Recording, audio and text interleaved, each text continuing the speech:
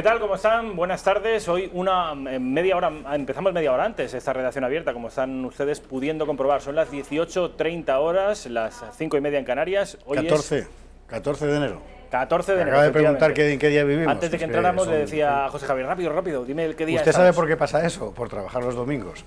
Porque el fin de semana aquí no parecemos, pero estamos, sobre todo él, que encima sale La Sexta. Entonces, bueno, claro, al final... Lo de que salgo en La Sexta ya lo van a poder ustedes comprobar. O sea, ¿alguien puede mandar un WhatsApp laboral a las 2 de la mañana, a 1:30 de un fin de semana? Sí. Rafa Núñez para decir, me está sacudiendo La Sexta. Es verdad, sí. Eso me pasa por ver los canales que veo. En fin, ahí estamos. Me fustigo. Bueno, José Javier Esparza, yo estaba viendo una película a esa hora. A las 2:30 sí, de la madrugada. El vicio del poder. El vicio del poder. Sí, en realidad es una mala traducción en español de una película norteamericana que es The Vice, o sea, el vice, porque es sobre el vicepresidente Cheney, Dick Cheney, el vicepresidente de George Bush II. Y es una película semidocumental. Yo de verdad la aconsejo vivamente porque está muy bien contado todo el intríngulis de la política norteamericana y de la política mundial. Está francamente bien. Uno de los halcones. Se acaba de estrenar. Dick Cheney. Un halcón. Es un quebrantahuesos, que un halcón es, en fin, pecata minuta comparado con Cheney. Le castigaron mucho y le criticaron mucho intentando ver en su hija lesbiana que fuera una coherencia respecto a su forma de pensar. Le arrojaban a la cara una hija lesbiana como si aquello fuera... Eso es típico de la... ¿Sale en la película? Vamos a ver, él no porque es infinitamente... Sí, claro. Él no porque es infinitamente más joven, pero yo llevo 35 años en esto. Así que lo puedo decir con toda libertad. Es un perfecto ejemplo de la miseria del periodismo. Porque Cheney tiene 1000 cosas por las que merece ser reprobado. Pero evidentemente, ¿cómo gestionar un problema familiar? Por mucha, en fin, perdón, implicación ideológica que tenga, no deja de ser una cuestión, digamos, del ámbito personal. Pero cómo fabricó él en buena medida la guerra de Irak, engañando a prácticamente todo el mundo. Cómo reconvirtió... Él y Rumsfeld, ¿no? Rumsfeld aquí hizo de machaca de Cheney. Por cierto, Cheney empezó trabajando en la vida pública de machaca de Rumsfeld, pero al final el gran depredador era Cheney. No, tienes que ir a ver la película, te va a encantar. Sí, pues seguro, porque aquella administración Bush, al margen de las simpatías o antipatías que generara, yo creo que marcó una época, aquella administración y sus halcones. Y el actor que hace de George Bush II, verdaderamente lo clava. ¿Es bueno? Sí, porque consigue dar con lo fundamental del personaje, ¿no? Es decir, un percebe simpático. ¿Qué es lo que tiene la política en los Estados Unidos, no? Oye, ¿y dónde? Me interesa mucho. En Netflix, supongo, ¿no? No, todos los cines acaban de estrenar esta semana. Está en las carteleras. Sí. El vicio del poder. Sí, señor. Me extraña que una película... pues producida por Brad Pitt, entre otros. Una película política esté en cartelera, ¿no? Bueno, es que... película documental, dices. O sea, que cabalga los dos... En realidad es una especie... Vamos a ver, si tú convirtieras... Es un poco lo que hizo Ana López con el crucigrama de Jacob, que contamos aquí. Por cierto, 1000 perdones a todos, no fue culpa nuestra. Durante estas Navidades se repitió el programa en el que Rafa y yo hablábamos del estreno del crucigrama de Jacob, dando la fecha. Claro, la fecha correcta la dimos cuando se emitió en directo. Al emitirse un mes después, la fecha que dábamos, claro, era la de un mes antes, y hubo gente que se presentó en el Palacio de la Prensa. Por Dios. Sí, señora, así que, en fin, perdón de corazón. Desde luego, vayan nuestras disculpas. Bueno. Decías que tenía alguna similitud con respecto al trabajo de Ana. Porque lo que haces es perdón, no es un documental, sino una especie de documental ficcionado. Todos son actores, muy rara vez aparece una imagen real de los personajes históricos, Colin Powell, Nixon, Bush, salen todos, claro. Rice. De Condoleezza Rice, que hay una actriz que hace de Condoleezza Rice. Entonces, son actores quienes lo hacen, pero todo Madeleine Albright. También. Que ahora ha escrito un libro sobre el fascismo, no sé si lo sabes. Ah, mira qué oportuno ella. Ahora hablaremos del fascismo y de Vox y de otras cosas. Bueno, entonces todos estos se hacen son interpretados por otros, ¿no?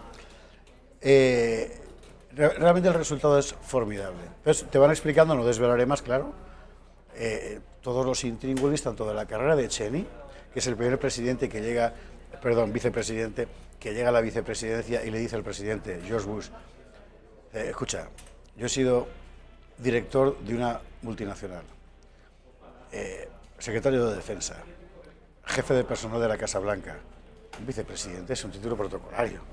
solo te lo cogería si tiene un contenido político.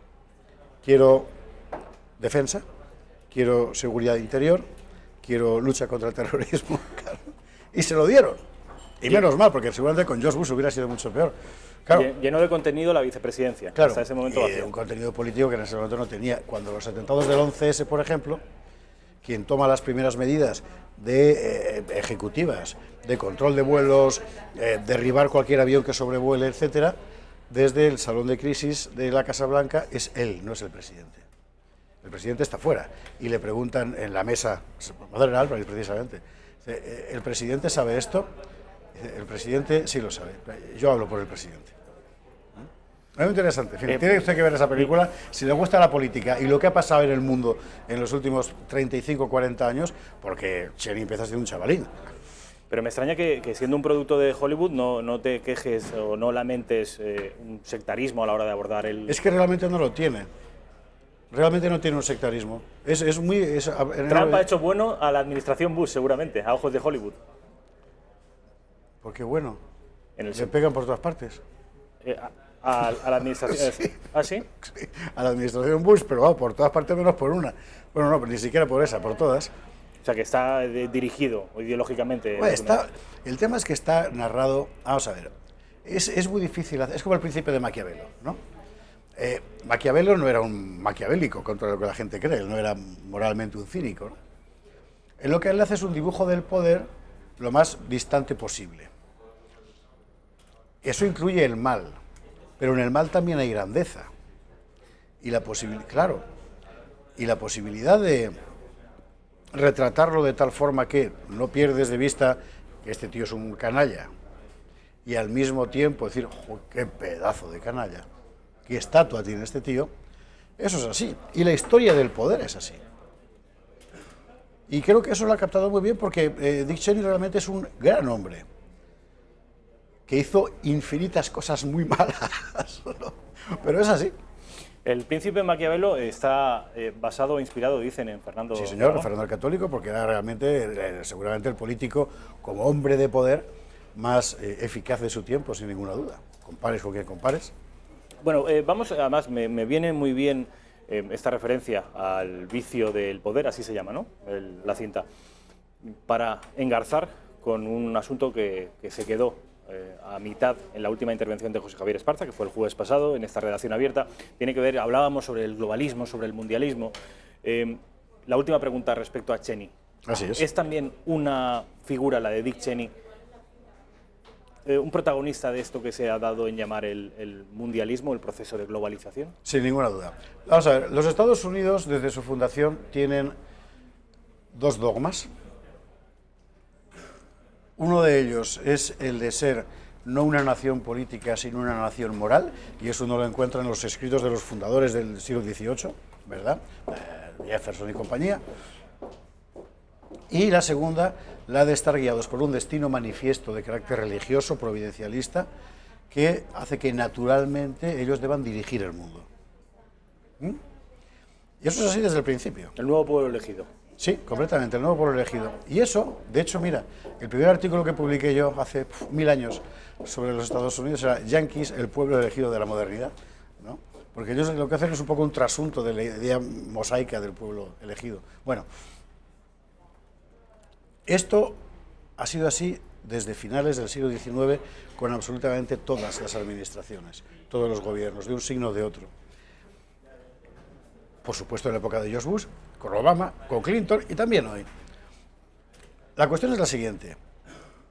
A la hora de materializar ese poder, tú puedes hacerlo desde una perspectiva en la cual lo nacional americano queda enteramente desdibujado bajo el imperativo de un orden mundial, de un nuevo orden mundial, en lo cual han coincidido Clinton y George Bush, absolutamente, y Obama también, George Bush II. O puedes hacerlo desde la perspectiva de que es la nación americana la que tiene un destino político-moral manifiesto de hegemonía mundial. Y hay una gran diferencia. Trump representa esta última visión. Esa diferencia consiste en que en el primer caso el poder se materializa a través de la creación de redes transnacionales que vacían de soberanía a todo el mundo, y a ti también, desde el punto de vista político, quiero decir. La segunda, tipo Trump, digamos, se materializa en que eres tú quien impone a las demás soberanías cómo han de funcionar. ¿Qué es lo que quiere hacer Trump? Hay una diferencia de matiz importante. Para los que estamos abajo, al final es lo mismo, o sea, quiere mandar el mismo de siempre, ¿no? Pero a la hora de desplegar en todo el mundo una determinada forma de entender las cosas, sí que hay una diferencia importante. Sí, o ser súbditos de una influencia imperial, que sería el caso de Trump, o ser... Llámalo así, sí. O prácticamente desaparecer. O desaparecer o ser súbditos. Esas serían las dos opciones. Bueno, para nosotros desde luego. Claro, quiero decir para los no norteamericanos. Y para los norteamericanos también. A partir del momento en el que la instalación de ese poder transnacional omnímodo, como decía el personaje de Amanece que no es poco, el americano, ¿te acuerdas? Bueno, implica que las decisiones que antes competían a los ciudadanos norteamericanos libres e iguales dejan de pertenecerles a ellos para pasar a corporaciones transnacionales, etcétera. Ellos sufren allí, en el nivel ciudadano, la misma privación de soberanía que sufrimos nosotros europeos. Otros toman por ti las decisiones. Y en el caso de los Estados Unidos, el mandato de Obama representó la culminación de ese proceso de privación de la soberanía real. Buscábamos en el jueves pasado con José Javier Esparza, que fue el día en el que empezamos a hablar de esto, de la globalización, para intentar, en fin, hacer un ejercicio de pedagogía. Nosotros muchas veces hacemos circular términos y conceptos que merecen una explicación. Este es uno de ellos, y buscando y buceando en la génesis del concepto, no desde el punto de vista etimológico, sino desde el punto de vista ideológico-político, llegaba José Javier, lamentablemente no le daba tiempo a desarrollarlo, a los llamados 14 puntos de Wilson. Los tengo aquí. Woodrow Wilson, presidente de los Estados Unidos durante la Primera Guerra Mundial. ¿Por qué llegabas aquí? ¿Por qué buscabas el origen de esto en los 14 puntos de Wilson? Porque lo que hablábamos, si usted recuerda, si no ya se lo recuerdo yo, es que eso que llamamos el globalismo, es decir, digamos la voluntad política de construir el mundo conforme a los criterios de la globalización técnica y económica, ese globalismo, ese mundialismo, obedece en realidad a una vieja pulsión del pensamiento moderno desde los tiempos de Kant y aún antes, de construir un mundo cosmopolita, un mundo donde hayan desaparecido las barreras de tipo nacional, de tipo político, incluso de tipo religioso, para construir una sola humanidad. Y la versión más moderna de ese mundo son los puntos de Wilson, los famosos puntos que el presidente Wilson aporta como nación netamente vencedora en la Primera Guerra Mundial, porque sus pérdidas fueron mínimas, ¿verdad?, en la primera, en la segunda, después de la guerra, para construir un nuevo orden del mundo. Y en esos 14 puntos de Wilson aparecen por primera vez los puntos de construcción de un orden transnacional, por supuesto bajo vigilancia y hegemonía implícita norteamericana, en este caso norteamericana, inglesa y francesa, sobre todo norteamericana e inglesa, y se sientan principios ideológicos que hoy todo el mundo acepta, pero que en la época era muy difícil aceptar. Por ejemplo, que se privaba a las naciones de la reserva sobre sus tratados diplomáticos con otras naciones. Eso entre otras cosas, muchísimas más, porque basta empezar a leerlas, y son 14 muy cortitos. Ustedes los tienen en Wikipedia puestos y se pueden leer tal cual. Empiezo a leerlos, José Javier. El primero dice convenios abiertos y no diplomacia secreta en el futuro. Es decir, que todo el mundo sepa lo que está haciendo todo el mundo. ¿Esto tiene sentido en una posguerra? Por supuesto, porque acaba de haber una guerra. Ahora bien, no deja de ser una declaración moral que dice: tú, España, tienes un problema con Gibraltar que es tuyo. Ninguno más te reconoce ese problema porque no queremos líos con los ingleses. Si vas a ponerte a trabajar con alguien para recuperarlo, ni se te ocurra hacerlo a escondidas, abierto, que nos enteremos todos. Y tú dirás, pero oiga, es que es mío. Bueno, eso lo dices tú. Aquí, que todo quede claro. Resultado, atado de manos. Libertad de navegación en la paz y en la guerra fuera de las aguas jurisdiccionales, excepto cuando los mares quedasen cerrados por un acuerdo internacional.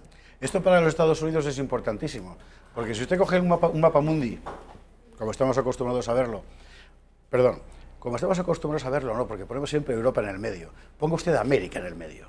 Que es como lo ponen ellos. Claro, y verá usted que los Estados Unidos son esencialmente una potencia marítima, talasocrática, que se dice en geopolítica.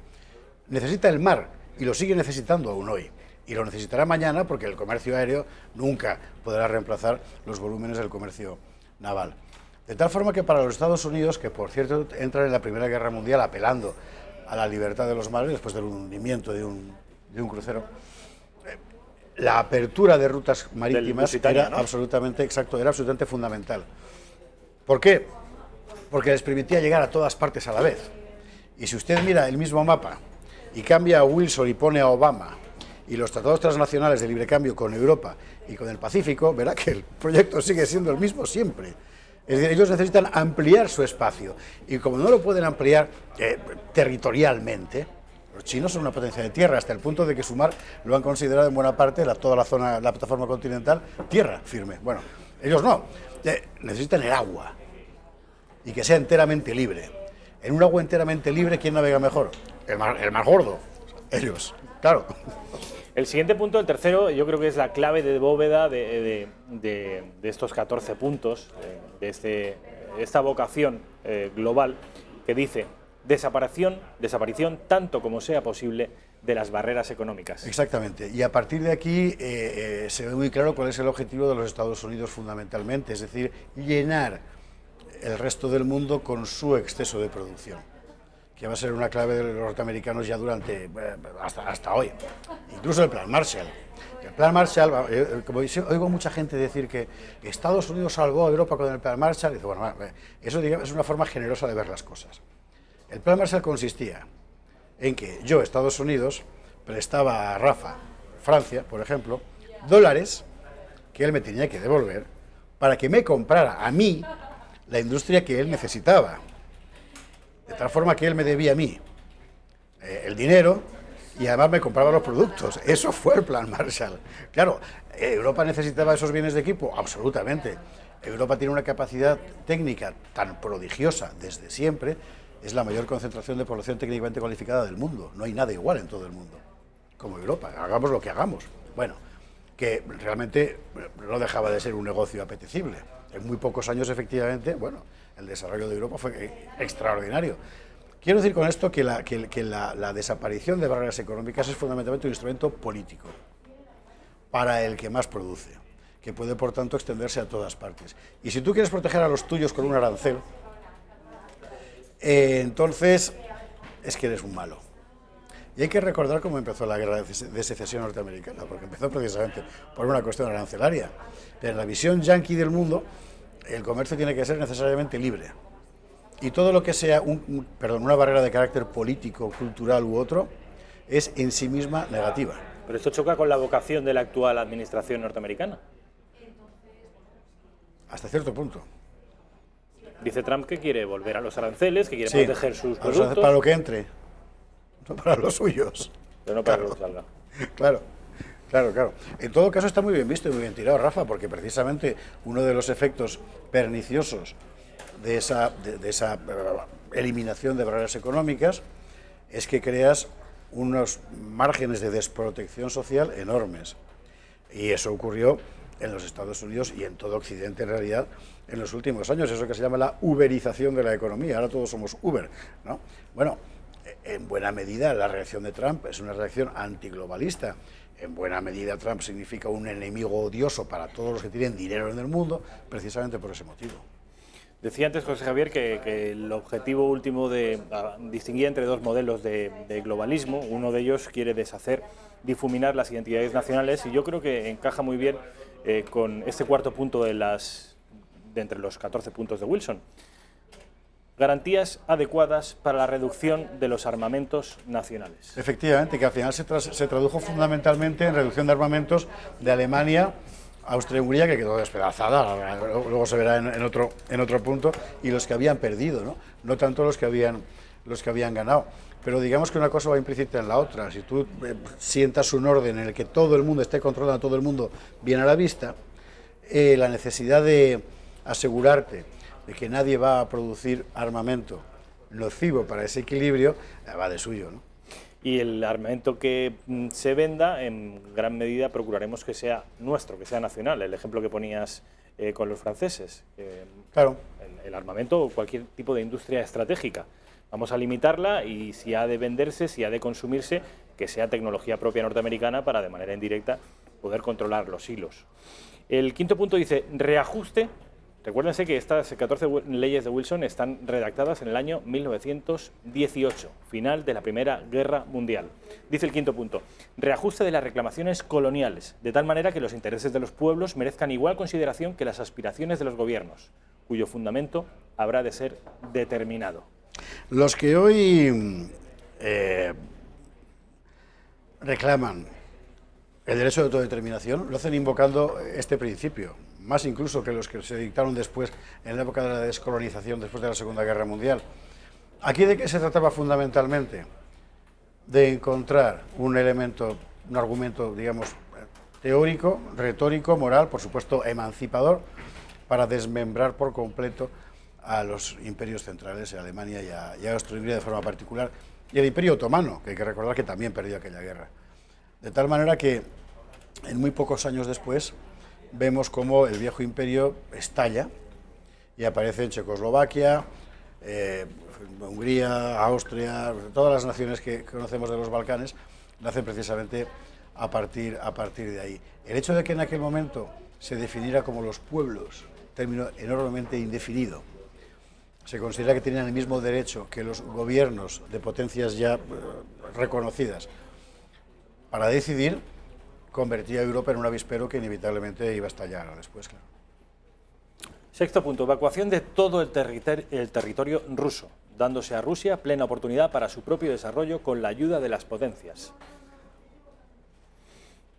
Que Rusia no quiso, evidentemente, porque en aquel momento era la Rusia, era ya la Rusia de Lenin. Hay que recordar que en aquel momento Rusia todavía padecía una guerra civil, porque buena parte del mundo tradicional, zarista, etcétera, se resistía a aceptar la dictadura bolchevique. Y esa guerra civil se prolongó hasta el año 21, aproximadamente, ¿no? ¿De qué se trataba entonces? De que todas las unidades militares, sobre todo alemanas, que habían entrado en territorio ruso, salieran y que Rusia se pudiera convertir en campo de expansión, de desarrollo económico para las otras potencias, con grandes inversiones allí. Evidentemente aquello quedó en agua de borrajas. Y fracasó. Implicación de los alemanes, decía José Javier, en esto de los rusos. Bueno, pues el séptimo punto, y nos vamos a quedar aquí, los otros 7 puntos los veremos mañana, dice el séptimo punto, plena restauración de Bélgica en su completa y libre soberanía. Porque había sido invadido durante la Primera Guerra Mundial por Alemania, según su plan. Lo cual, bueno, formaba parte del retorno al statu quo europeo. Hay que recordar que Bélgica se crea prácticamente ex novo por Talleyrand después de las guerras napoleónicas para que haya un colchón entre Francia y Alemania, ¿no? Con lo cual no discuto el derecho de los belgas a existir, salvo por lo de Puigdemont, pero en todo caso ese es el origen. Así que interesaba que hubiera efectivamente ese estado de tapón. Bueno, así se va viendo cómo se va construyendo en este momento, 1919, un marco teórico que facilite eso que hoy llamamos gobernanza global. Fíjense ustedes, qué curioso. Además, mañana me gustaría que nos hablaras también de... Va a hacer 100 años, de Wilson, de quién era Wilson, y Woodrow Wilson se llamaba. Sí, señor. Y la influencia tremenda en esto que se ha dado en llamar el globalismo, el mundialismo, el proceso de globalización. José Javier, ha sido un placer, mil gracias. Lo mismo digo, Rafa. Mañana, y a ustedes pueden ver a José Javier Esparza y al resto de analistas del Gato al Agua a partir de las 21:45. Si está usted ahí, no se lo pierda, porque esta noche tendremos en el Gato a Santiago Abascal, ya doy yo el cebo. Y vamos a tener una larga entrevista, Julio Ariza y este servidor con Santiago Abascal, en la que va a decir cosas muy interesantes. Publicidad.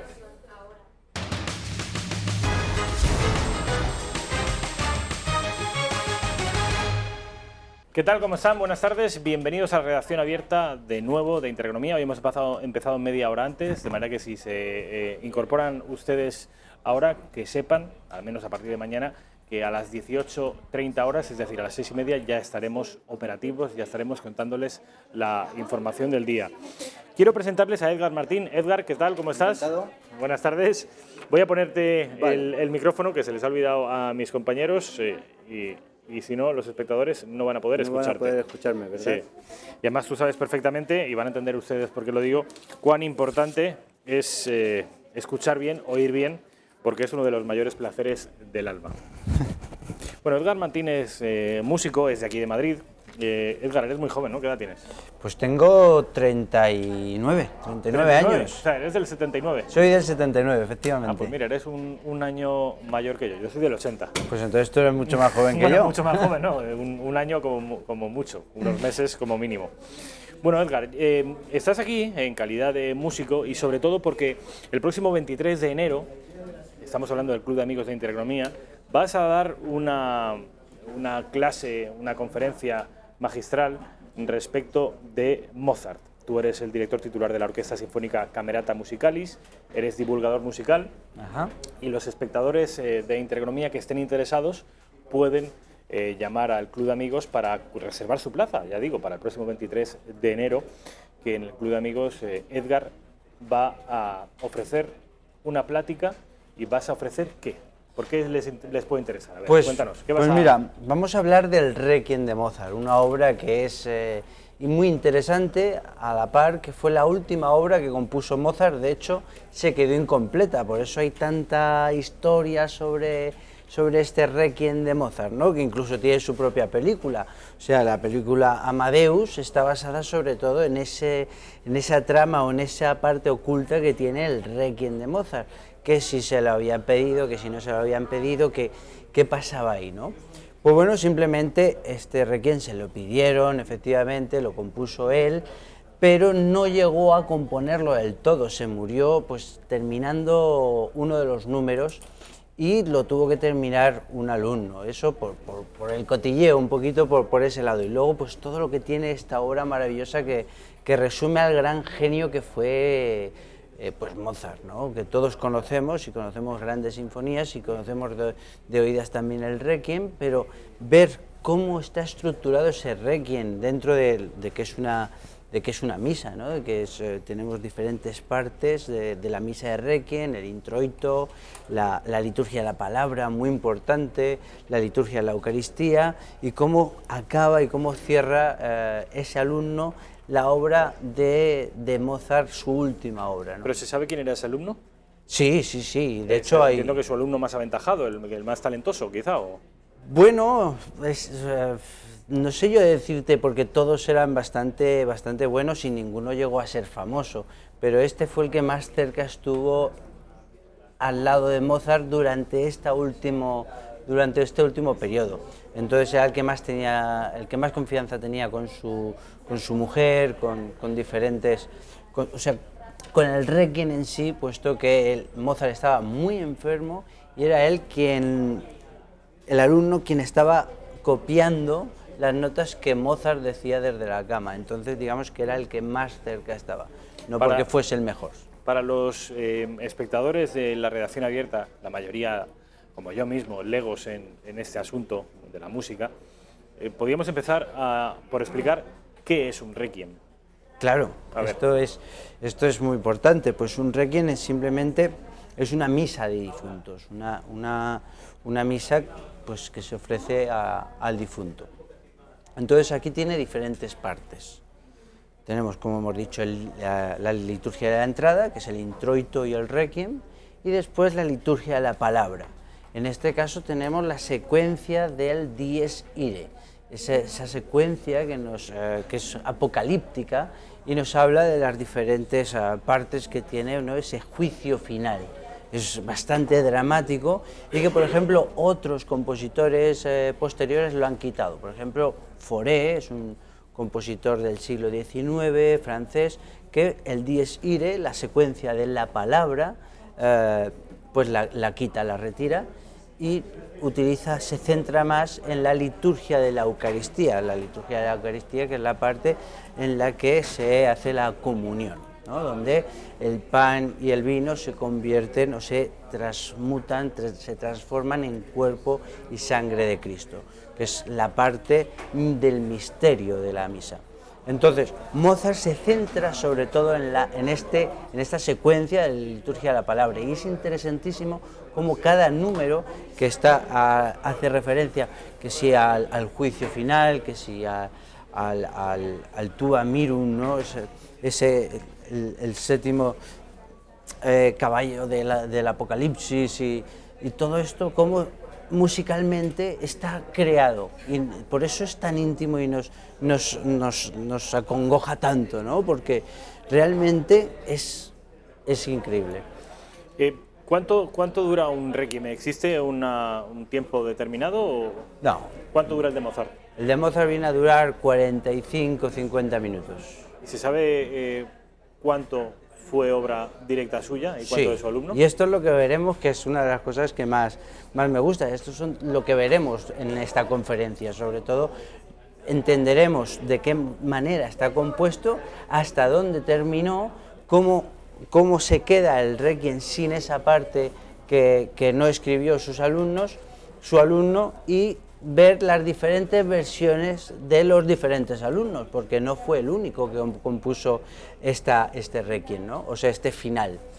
Su mujer se lo propuso a Schussmayer, que fue el alumno la versión que más se interpreta, pero tiene muchos otros alumnos y personas y compositores que han escrito otros finales diferentes. Entiendo, Edgar, que Mozart era un hombre de fe, un hombre creyente. Sí. Porque para hacer un requiem, en fin, es necesario. Y sobre todo esa vocación trascendente. Fíjate que la mayoría de los grandes compositores eran creyentes y han hecho obras increíbles. Tenemos a Juan Sebastián Bach, esa misa en si menor, que nos llega tanto. Tenemos a Brahms, el Requiem alemán, que también es una obra increíble. Sí, la mayoría siempre ha puesto en la Iglesia esa obra. Con la música, pero también ha ocurrido históricamente con la pintura, con la escultura, con todas las artes han sido. Sí, yo creo que la Iglesia en este caso nos ha dado mucho, ¿no? O la creencia en Dios nos apoya en dar nuestro arte a Dios. Una divinidad. Efectivamente. Mozart, yo creo que existe unanimidad, hay un quórum en respecto del cual este hombre sería el mejor músico que ha dado el planeta en la historia. ¿Te atreverías a decir tanto? Yo no soy tan atrevido, Rafa. Yo no soy tan atrevido. ¿Qué significa ser el mejor de la historia? El que más talento, por aquella de la precocidad, por... Pero ser un niño prodigio o ser... yo no lo veo que puedas ser el mejor. ¿No? Es decir, se murió pronto, y ¿qué pasa si hubiese vivido, en vez de 35 años, 36 años, hubiese vivido 80 y el resto de su vida no hubiese compuesto nada? ¿Ya no le valoraríamos tanto? Imagínate, ¿no? Ya no sería el Mozart que valoramos hoy. Beethoven empezó a componer a los 30 años. ¿Por eso es más malo? ¿Es peor? Creo que cada compositor cumple, por así decirlo, cumple ¿cómo decirlo? Tiene su función en cada época. Y Mozart tuvo esa función. Tuvo que vivir en ese periodo del clasicismo, en la segunda mitad del siglo XVIII, y la verdad es que se le dio muy bien.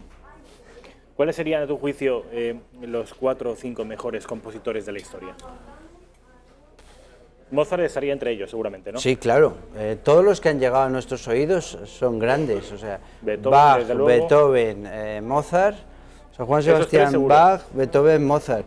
Pero es que no seríamos nadie, estos no serían nadie seguramente sin antes haber tenido a Tomás Luis de Victoria, o a Palestrina, o a Monteverdi. Entonces, claro, sin estos tres, estos hubiesen aprendido tanto como estos, porque luego tenemos a Mendelssohn, a Brahms, a Mahler, que todos dicen que aprendieron de Beethoven y de Mozart y de Bach.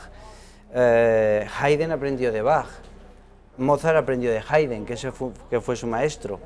Entonces... ¿Wagner? ¿Lo pondríamos también en ese...? Sí, Wagner es un grande que ha revolucionado.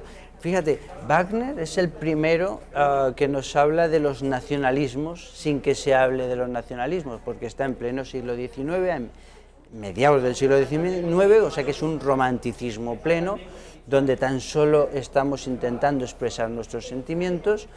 Luego, finales del siglo XIX, viene el romanticismo, pero ya en nacionalismos, donde los compositores intentan expresar a través de la música, Verdi, por ejemplo. efectivamente, pues los valores de su país. Aquí en España tenemos a Falla, Albeni y Rodrigo, ¿no?, que es un poquito posteriores, principios del siglo XX, pero estos son los nacionalismos. Pues bien, Wagner, digamos que lo inventa a mediados del siglo XIX, cuando todo el mundo estaba con otra visión. Él ya decía, yo voy a representar aquí todo lo que para mí es Alemania, sin decirlo, pero ahí quedó, y él creó el estilo de los nacionalismos. Me parece un grande, Wagner. ¿Crees que ha quedado de alguna manera estigmatizado precisamente por eso, por la utilización que el nazismo hizo luego de su música, por llevar, por apagar la conciencia y enchufar y encender el apasionamiento, el sentimentalismo? ¿Crees que ha quedado de alguna manera? Pues yo creo que posiblemente sí, pero claro, asociar esa música a que le gustase a esa persona, y que bueno, pues por desgracia, digamos que Hitler y Wagner van unidos, pues que es una desgracia para Wagner, desde luego, pero es una injusticia, desde luego, no. Porque es música alemana en estado puro, es como decir, pero es que Mozart es música austríaca en estado puro, o sea, tú vas a Viena y escuchas Mozart, y es que te traslada a Viena, es que es increíble. ¿Por qué, Edgar, casi todos estos grandes que has citado pertenecen a la Europa continental y casi a Centro Europa? Me parece que en la periferia no se ha hecho gran música clásica. Pues la verdad es que digamos que cada zona tiene su músico, por así decirlo, su estilo. Piensa, esto viene, la música que conocemos hoy como música clásica viene antes del Renacimiento, donde no se componía como ahora, se componía con los modos musicales, que es un modo. Ahora conocemos eso de la tonalidad, nos puede sonar más o menos. Un modo musical es un tipo de escala, un conjunto de notas. Entonces tenemos el modo dórico, el modo frigio, y cada modo representaba una zona o un lugar. Esto se globalizó, por así decirlo, en el siglo XVII, en lo que conocemos como tonalidad. Entonces se centró en el centro de Europa. Pero luego, digamos que no es lo mismo cómo compone Juan Sebastián Bach, que es alemán, a cómo compone Vivaldi, que es italiano. En el Renacimiento tenemos, como hemos hablado, a Tomás López de Victoria, a Palestrina o a Monteverdi. Pues no es el mismo estilo, y cada uno tira un poquito hacia sus raíces. Todo esto se va globalizando poco a poco, y todos terminamos un poco en el siglo XVIII, XIX, sobre todo XVIII, que es Alemania y Austria. Pero luego, como hemos hablado, en el siglo XIX ya se empieza otra vez a expandir, y ya volvemos a tener músicos franceses, músicos españoles, músicos alemanes, músicos ingleses, y después de eso se expande más cogiendo a Rusia. Tenemos a Shostakovich a principios del siglo XX, y ya también nos vamos a Estados Unidos. O sea, como que estaba abierto, se centró, sobre todo en el siglo XVIII, y se repliega y luego se vuelve. Y se vuelve a abrir cuando se empieza, pues un poco a buscar estas otras corrientes de otros lugares. La verdad es que es súper interesante las diferentes maneras que hay para ver la historia de la música, de lo cual también hablaremos, porque en marzo empezamos con el curso de Historia de la Música. Ahora hacemos 2 conferencias, una este 23 de enero, que hablamos de Mozart. 91-616-2464 para escuchar a Edgar en esta primera conferencia en el Club de Amigos de Intereconomía. Vas a hablar de Mozart y de su Requiem. Efectivamente. Va a ser la primera de 2 conferencias, dices. Eso es. ¿La segunda? La segunda el 20 de febrero, que voy a hablar de Dvořák. Dvořák, pues, que es de Bohemia, de la República Checa, para ver esos contrastes de los que estamos hablando hoy aquí justamente, ¿no? Entonces hablaremos de la República Checa y por qué su Sinfonía del Nuevo Mundo. ¿Qué es eso? Pues resulta que a Dvořák le invitaron a Estados Unidos a dirigir el conservatorio, como director del Conservatorio de Nueva York, y de pronto se encuentra con nuevas melodías. Esa es la apertura que de pronto hace. Bueno, pues voy a componer una sinfonía de este nuevo mundo que he encontrado, con estas nuevas visiones y con estas nuevas cosas. Es esa apertura de la que estamos hablando. Entonces, de esta manera podemos ver la centralización este 23 de enero con el Requiem de Mozart, y en febrero pues ver esta otra globalización a través de Dvořák y su Sinfonía del Nuevo Mundo. Y luego ya en marzo comenzamos ese curso de Historia de la Música en el que vamos a empezar desde cero, desde la notación alfabética, porque al principio no existían las notas, el do, re, mi, fa, sol, como conocemos nosotros. ¿Cómo se ha llegado a ese do, re, mi, fa, sol y cómo se ha llegado a ese pentagrama? Pues, vas a explicar toda la evolución, ¿no? Claro, desde ahí hasta el día de hoy. ¿Dónde estamos hoy? ¿Qué se está haciendo hoy? Y empezamos el 6 de marzo. Yo aconsejo que os vengáis este miércoles 23 de enero, para ver a Mozart. Pero el miércoles 23 es el próximo miércoles, ¿no? Esto es, no, sí. No pasado mañana. No pasado mañana, no. La semana que viene, perdón. Bueno, pues ya saben ustedes, si quieren escuchar a Edgar Martín, el próximo miércoles, no pasado mañana, sino el próximo de la semana que viene, 23 de enero, llamando a ese teléfono que ven ustedes en pantalla, 91-616-2464. Les dejo a ustedes también la web por si, en fin, les puede ayudar a decidirse, www.edgarmj.com, EDGARMJ. Eso es. .com, que es tu página web, ¿no? Esa es mi página web, vale. Edgar Martín Jiménez, Edgar MJ. Edgar MJ. Edgar, ha sido un placer. Un placer, muchísimas gracias por dejarme un hueco, y os animo a todos a que vengáis, porque además de aprender lo vais a pasar en grande, os lo aseguro. Publicidad.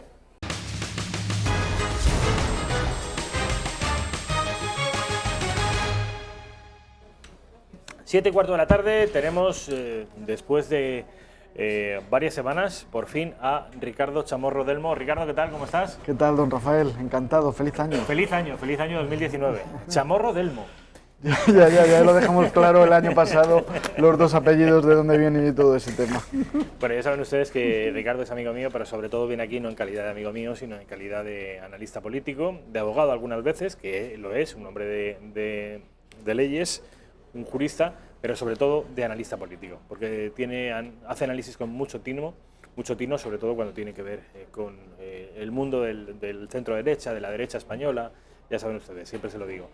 Me gustaría, en primer lugar, Ricardo, porque es la primera vez que vienes desde que Vox ha logrado la proeza que ha logrado en Andalucía, sobre todo desde que finalmente se ha consumado ese nuevo gobierno de Juanma Moreno Bonilla, gracias, entre otros, a Vox, a esos 12 diputados de Vox. ¿Cómo ves? No hemos tenido oportunidad de comentarlo. ¿Cómo ves todo lo que está pasando? Me decías, tenemos aquí enfrente una televisión en la que nos vemos a nosotros, pero hay muchos más monitores, y estaba saliendo Santiago Abascal en un canal de 24 horas de noticias, y comentábamos los dos, porque los dos conocemos a Santiago personalmente desde hace muchos años. Me decía, tú fíjate, este hombre, en fin, es omnipresente en los medios, y el tiempo que ha pasado hasta conseguirlo, porque Vox, el partido, ha atravesado ha hecho una travesía del desierto hasta estallar como ha estallado en Andalucía. Bueno, en realidad la génesis yo la sitúo en Vistalegre, ¿no? Sí, total. Hombre, yo creo que viene de antes, pero Vistalegre ya, digamos, se visualiza. Había gente que no se lo creía, pero se visualiza, porque ya había previamente, por ejemplo, cuando dieron el mitin en Barcelona, que fueron miles de personas, eso fue muy relevante también, sí, ¿no? Tú estuviste en Vistalegre, ¿no?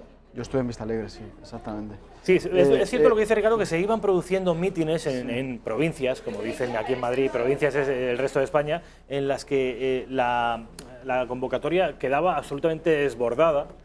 Yo creo que viene un poco sobre todo de la revolución de lo que llamaban ellos la revolución de las banderas en los balcones. Ahí hubo un movimiento social, digamos, que al final confluyó, que es lo que te digo, materialmente en Vistalegre, pero es un movimiento social que se estaba viendo que podía explosionar. No estaba tan claro por parte de determinados sociólogos y analistas políticos, porque ya vimos las encuestas en Andalucía, efectivamente que no le daban nadie prácticamente diputados, 1 o 2 diputados, y se disparó. Pero yo creo que gente con una profundidad a nivel del análisis importante debían saber o tenían más claro. Yo llegué a ver un análisis, pero que no salía en los medios ni nada, de gente que efectivamente analizaba los aumentos en las encuestas de manera paulatina, cada 3 o 4 días, como que desde el principio habían podido tener unos datos importantes desde el punto de vista sociopolítico de lo que podría llegar a ocurrir, pero para intentar frenar el fenómeno empezaron a dosificar y ya al final ya llegaron a dar 8 en las últimas encuestas. En la última que se pudo publicar eran 8, sí. Sí, y terminó en 12, pero las primeras eran 1, 2 como mucho, o 0... ¿no? Entonces lo intentaron dosificar para intentar, yo creo que, frenar el fenómeno social a nivel de encuestas, porque eso se está dando mucho, pero al final explota, como ha explotado en otros sitios del mundo con el tema de Donald Trump, que tampoco le daban ningún tipo de posibilidades de ganar a Hillary Clinton, y en Europa está pasando igual, ¿no? Finalmente, en Andalucía, por el caso concreto de Andalucía, sí, vamos, luego te seguiré preguntando por el fenómeno en general, pero el caso concreto de Andalucía, ¿cómo has visto las negociaciones? ¿Qué te ha parecido el papel de Vox? Yo creo ¿Se han hecho de respetar? ¿No? ¿Los compromisos que le han arrancado al PP son suficientes? Hombre, yo creo que sí se han hecho de respetar desde el punto de vista de que, primero, ellos no están en el gobierno de Andalucía, ellos simplemente son una fuerza que van a hacer valer su programa y van a hacer valer también sus votos. Entonces han podido sacar una serie de compromisos por parte del Partido Popular, pero yo creo que van a defender desde el punto de vista parlamentario también su programa al 100%. Por lo tanto, primero, han tenido un impacto a nivel mediático muy importante con los 19 puntos que han sacado. Aparte, se ha estado hablando durante varios días única y exclusivamente de Vox. Muchísima gente ha accedido a sus 100 medidas, ha accedido, digamos, a lo que dicen sus dirigentes, han accedido a muchísimas cosas que en los medios antes no tenía tantas visitas y ahora mismo es brutal el conocimiento que hay de Vox en toda España. Y yo creo que ellos han utilizado bien esa baza, luego han conseguido 37 medidas.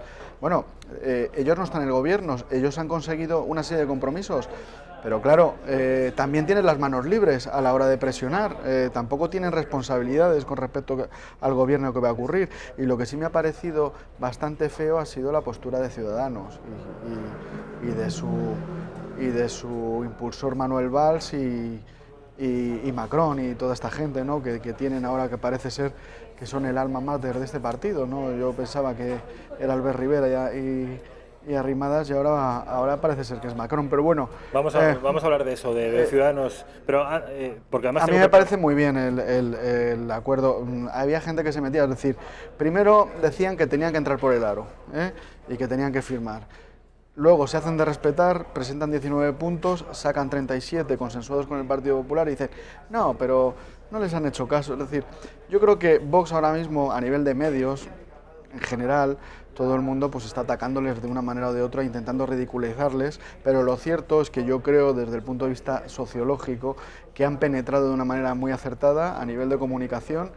Y se está viendo en todas las encuestas que está surgiendo ahora, que también me imagino que pueden dar sorpresas como dieron en Andalucía. Estamos hablando de que en la Comunidad de Madrid ya les dan un montón de diputados en la Comunidad de Madrid y por lo tanto yo me parece que han actuado de manera adecuada, porque además lo primordial también, independientemente de que haya principios que ellos defiendan a capa y espada, efectivamente en su negociación con el Partido Popular era cambiar 40 años de socialismo, y 4 de Ciudadanos y PSOE. Entonces había que acabar con esa dinámica y entonces me parece que han negociado bien, al final se va a dar ese cambio y además a ellos no les obliga nada, todas las responsabilidades son del PP y de Ciudadanos y del PP con respecto a Vox en sus compromisos. Por lo tanto, ellos tienen manos libres para presionar y para decir lo que consideren oportuno con respecto al 100% de su programa. Vamos a ver si tenemos, Raquel, preparado un VTR con las agresiones a los miembros de Vox durante este fin de semana. No sé si tenemos disponible ese vídeo, Raquel. Bueno, pues quiero que escuches, me dicen que aún no lo tenemos preparado, pero lo vamos a tener. Quiero que escuches a Pablo Iglesias llamando de nuevo a una movilización, una gran movilización que cree un frente antifascista. Vamos a ver. Una fuerza de extrema derecha, posfranquistas sin complejos, una fuerza neoliberal, una fuerza política machista contra las mujeres y contra la gente trabajadora de nuestro país. La irrupción de esta fuerza de extrema derecha se explica, y esto lo venimos diciendo desde hace mucho tiempo, por los discursos del Partido Popular y Vox. Han normalizado y han blanqueado los discursos de extrema derecha y ahora tienen junto a ellos, probablemente con voluntad de gobernar junto a ellos, a una fuerza abiertamente de extrema derecha que ha sido saludada nada más y nada menos que por Marine Le Pen. Pero tenemos una cosa clara, estamos dispuestos a construir juntos y juntas un dique frente al avance de la extrema derecha y creo que toca el momento de la responsabilidad y si hay elecciones, por supuesto, saldremos a ganarlas. Esto, como ven, fue el mismo día en el que se celebraron las elecciones andaluzas. A juicio de muchos, estas declaraciones incendiarias fueron la chispa, la causa, el motor de todas las agresiones que lleva sufriendo el partido de Santiago Abascal, día sí, día también. Quiero que escuchen al presidente del partido, a Santiago Abascal, referirse a este frente llamado antifascista. Las constantes apelaciones al cordón sanitario contra Vox, la demonización de Vox como si fuera un partido nazi, de personas peligrosas, violentas y fascistas, demonización hecha de manera sistemática, las alertas antifascistas, así las ha llamado, las alertas violentas lanzadas por Pablo Iglesias, están detrás de todo lo que está ocurriendo con Vox. Es decir, hay responsables, unos en un grado y otros en otro, pero yo no tengo ninguna duda de que eso está creando un clima verdaderamente peligroso. Y resulta que aquellos a los que se nos caricaturiza como violentos y como peligrosos somos las víctimas, lo cual a los ojos de la sociedad yo creo que está siendo más que elocuente. Bueno, y hemos solicitado protección al Ministerio de Interior, que aún no ha contestado, a pesar de que se ha solicitado de manera sistemática e intensa durante las últimas semanas. No soy capaz de agrupar. Bueno, pues ahí lo tienes, Santiago Abascal, señalando directamente a Pablo Iglesias como el responsable intelectual, al menos, de todas estas agresiones, persecuciones, insultos, pintadas, humillaciones. Nosotros ya hablamos en diciembre, en esta tertulia, de las declaraciones que has puesto antes de Pablo Iglesias, y efectivamente porque ahí ya advertía Santiago Abascal de que cualquier agresión iba a culpabilizar a Podemos de cualquier incidente que se produjera contra el partido, y luego ya el desencadenante a nivel de violencia que está habiendo una vez que se ha concretado que va a haber un gobierno en Andalucía alternativo a la izquierda, al Partido Socialista Obrero Español, y a Podemos y a toda esta gente, pues yo creo que hay una responsabilidad por parte de Podemos, hay una responsabilidad también por parte del Partido Socialista Obrero Español de la brutalidad que estamos viendo este fin de semana, donde han agredido al vicesecretario de Zaragoza, a un cargo de Zaragoza, han agredido a gente en Cataluña también del partido Vox, simplemente por poner una mesa informativa, están agrediendo a gente por toda España, está habiendo una movilización de extrema izquierda radical cercana a la Cale Borroca y son responsables Podemos, PSOE, y yo creo que también hay que buscar también determinada responsabilidad en un partido que teóricamente es de centro-derecha, que es el Partido Ciudadanos, porque Ciudadanos en la negociación que ha ocurrido e incluso en sus declaraciones y en su desprecio con respecto al partido de Santiago Abascal y además su calificación como un partido extremista y una equidistancia como si fuera un partido anticonstitucional y lo mismo que Podemos, me parece que es una irresponsabilidad también por parte de Ciudadanos. Ciudadanos, no solo porque Ciudadanos va a gobernar en Andalucía gracias a los votos de Vox, sino porque Tú y yo hemos coincidido con Albert Rivera, por ejemplo, en convocatorias en las que le ha invitado expresamente Santiago Abascal en la Fundación de NAES, hemos estado tomando aperitivo con él en Santander, y además es una persona que él sabe que Santiago Abascal no es ningún extremista, ¿no?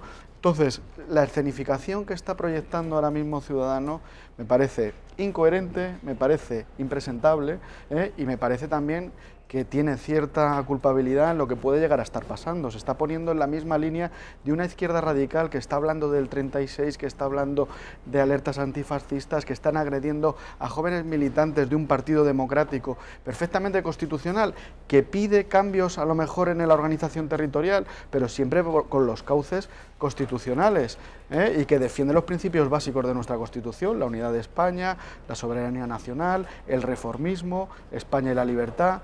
Por lo tanto, yo les pediría también a ellos que se les exige más, porque claro, a Podemos, ¿qué les vas a exigir? A los radicales que están ahora, hombre, a Podemos también hay que exigirles, pero bueno, pero Ciudadanos, por favor, comportaros como os debéis comportar y dejar ya de llamar a Vox como un partido extremista, ¿no? Bueno, pues quiero ponerte precisamente en esta línea de lo que dices a Manuel Valls, que saben ustedes que se presenta, iba a decir, se presenta con Ciudadanos, en realidad no, en realidad nadie sabe muy bien qué candidatura está detrás de Manuel Valls, porque ha renunciado de manera insistente a presentarse bajo el paraguas de ningún partido, y sin embargo parece querer marcarle las directrices ideológicas y de pactos al partido de Albert Rivera. Bueno, pues vean ustedes al ex primer ministro de la República Francesa asegurar que Ciudadanos, partido, ya digo, bajo el cual él no se presenta, va a impedir que Vox tenga posibilidad alguna de gobernar en ningún sitio. Ciudadanos es un partido liberal, progresista, europeísta. Y ¿Teme que se contamine del pacto PP-Vox? No, yo estoy muy seguro que ellos serán muy firmes y son los que impedirán que se contamine la política en Andalucía con las propuestas más reaccionarias de Vox. Ahora sí, siempre habrá la posibilidad de pactar con el Partido Socialista. Bueno, ahí tienes a Manuel Valls. Hombre, es normal que un socialista quiera pactar con el Partido Socialista y quiera que Ciudadanos tenga una relación con el Partido Socialista, porque al final Macron también era del Partido Socialista, él era del Partido Socialista, que vale, que han hecho un partido, digamos, neoliberal. Ya yo creo que serían neoliberales cuando estaban en el Partido Socialista, ¿no?, francés, pero quieren darle una nueva imagen y por lo tanto él, hombre, que venga un francés a decir lo que tiene que hacer o no hacer Ciudadanos, yo creo que habrá gente que se ha estado batiendo el cobre en ese partido, militando, trabajando por las ideas de Ciudadanos, que en muchos casos hace años coincidían con lo que está pidiendo en materia de ideología de género y en otras materias Vox, e incluso también la defensa que han hecho de la unidad de España en Cataluña, y entonces, bueno, pues estarán un poquito también boquiabiertos de que las directrices se las esté dando pues un político francés que en el fondo también es un político realmente fracasado, ¿no?, en su país, Entonces, bueno, yo creo que él es libre de decir lo que considere oportuno y no me extraña que la SER le dé muchísimo altavoz, porque además es la línea de ese grupo mediático, la SER, El País, etcétera, y yo creo que Manuel Valls es un icono para esta gente, ¿no?, y quieren buscar la pinza con el PSOE. Claro, el PSOE ahora mismo está en una situación también muy complicada, hay muchos varones que están en contra de la dirección que está llevando Pedro Sánchez con los separatistas, cediendo dinero a expuertas en detrimento de otras regiones de España como son Extremadura, Castilla-La Mancha, Andalucía, etcétera, No hacen más que darles dinero a las regiones ricas en detrimento de los pobres. Eso muy socialista o muy, digamos, igualitario no es, ¿no? No parece. Bueno, sabes que el principal rival, al menos desde el punto de vista del espectro ideológico de Vox, es el Partido Popular, y sabes que ha designado candidatos a presidir la Comunidad de Madrid y el Ayuntamiento de Madrid. Son dos candidatos, Isabel Díaz Ayuso y Martínez Almeida, en la línea ideológica de Pablo Casado. Es decir, contundencia, conservadurismo, liberalismo, y muy alejados ambos de la tecnocracia impregnada de Mariano Rajoy. Me gustaría que vieran ustedes unas declaraciones, a ver si tenemos estas declaraciones, en Raquel, en Antena 3, tanto la una como el otro, tampoco las tenemos estas declaraciones. Bueno, tu opinión al respecto de estos candidatos. ¿Te parece que pueden, de alguna manera, taponar la herida por la que se desangra el PP? Hombre, por lo menos me parece coherente Pablo Casado de que yo creo que está cambiando la línea, ¿no? Eso eran impensables estos candidatos hace unos años, ¿no? Entonces, bueno, yo puedo estar a favor o en contra de lo que puedan decir. A mí me gustan determinadas cosas que dicen algunos de los candidatos. Por ejemplo, Ayuso me parece que está siendo muy coherente y no está despreciando a Vox como se despreció antiguamente por parte del Partido Popular, porque yo creo que la confrontación dialéctica, digamos, en distintos contenedores dentro del ámbito de centro-derecha, el ciudadano, si tú tienes confianza en los españoles y en la democracia, ya elegirán una cosa u otra, ¿no? Pero la estrategia que había en el anterior PP era intentar taponar, intentar tapar, no dar voz a otros partidos, ¿no? Ya sea Ciudadanos, sea Vox y tal.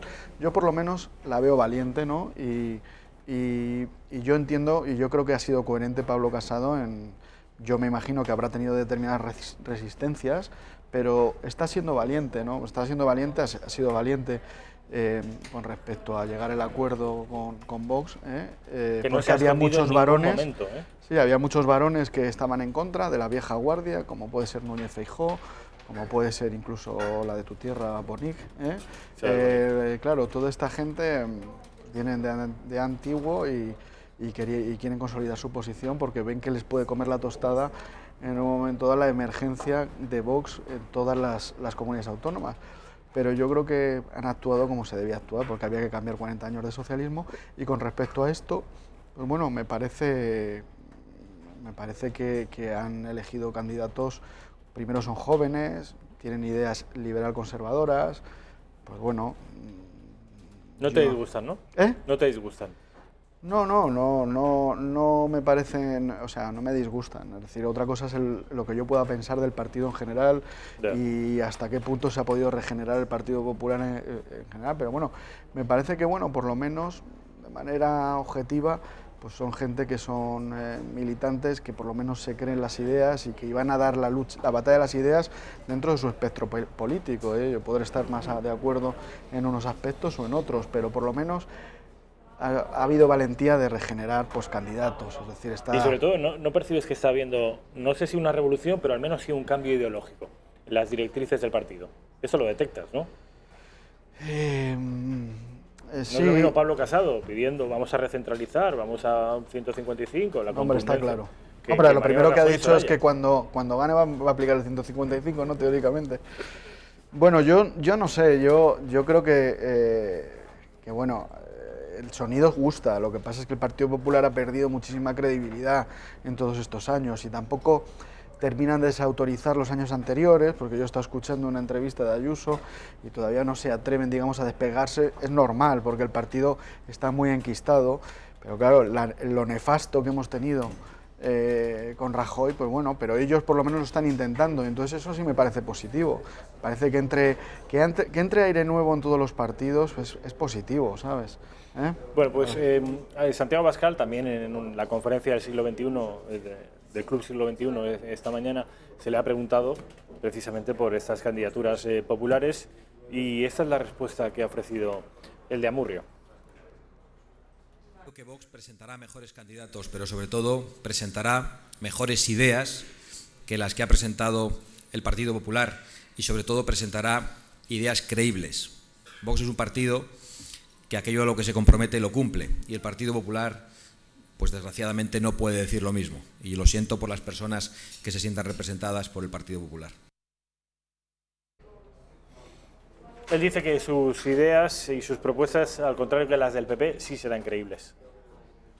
Claro, pues Vox es un partido nuevo que todavía no ha, bueno, ha gobernado en pequeños municipios, pero ahora mismo es cuando va a despegar y yo creo que las 100 medidas que han desarrollado, pues veremos a ver cómo se defienden. De momento se están defendiendo y yo creo que las garantías, evidentemente el Partido Popular ya hemos visto lo que ha hecho con Mariano Rajoy, eso sí tiene razón y además ideas y leyes cuyo núcleo eran muy importantes desde un punto de vista ideológico para la derecha o para una mentalidad liberal conservadora, los incumplimientos y el seguir con las leyes de Zapatero, pues ha sido bastante frustrante, ¿no?, para el centro derecha, pero mucho, ¿no?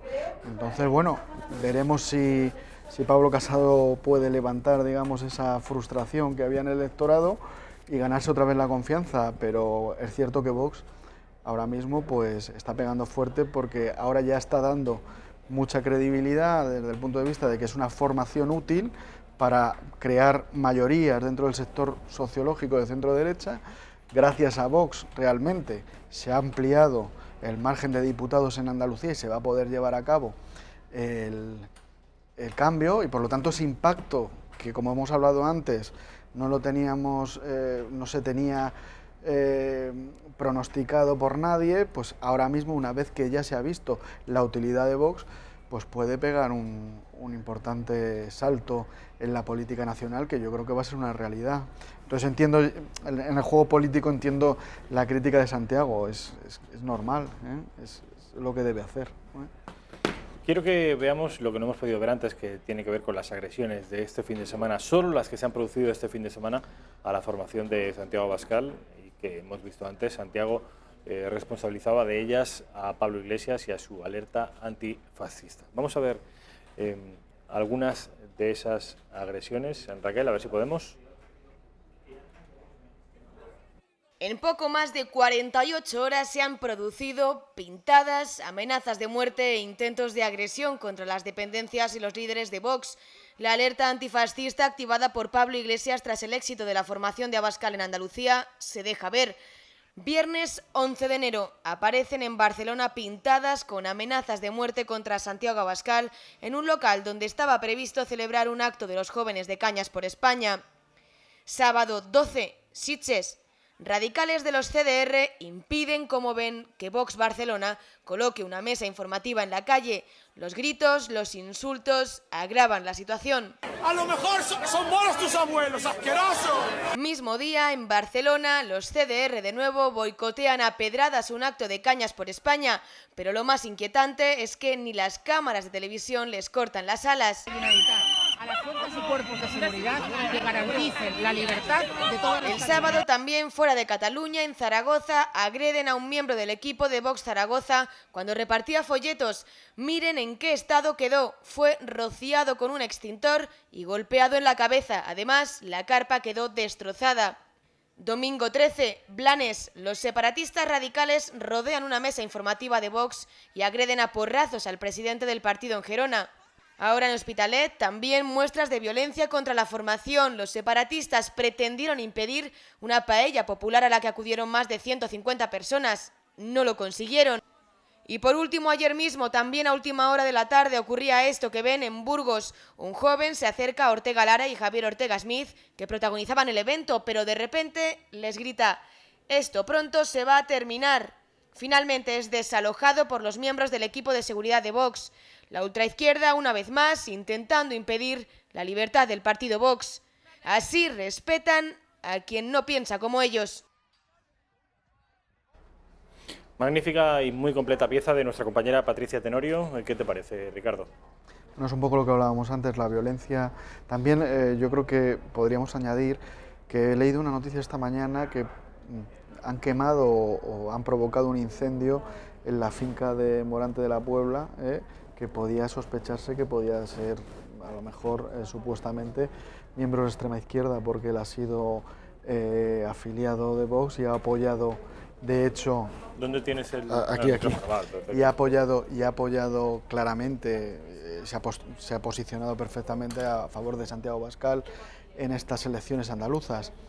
Luego también este fin de semana ha habido una manifestación en el País Vasco a favor de los presos, a favor de todo el tema separatista, con unas declaraciones previas de Otegi, hablando también hacia un frente popular o un frente, digamos, antifascista o anti-español o como se quiera llamar, contra las fuerzas, digamos, Partido Popular, Ciudadanos y Vox, Entonces, es una cuestión que yo creo que la extrema izquierda siempre ha pretendido ese enfrentamiento. Lo que pasa es que se han encontrado ahora mismo con un Pedro Sánchez que está por la labor, ¿no? Y ya estuvieron con Zapatero también, con ese frentismo, ¿no?, entre bloques, que es muy peligroso. Entonces a mí me preocupa toda esta violencia que está ocurriendo, porque efectivamente pues puede traer consecuencias muy nefastas, ¿no?, para nuestra democracia. En estos 40 años, la mayoría de los actos terroristas han sido por grupos de extrema izquierda, llámese ETA, llámese FRAP,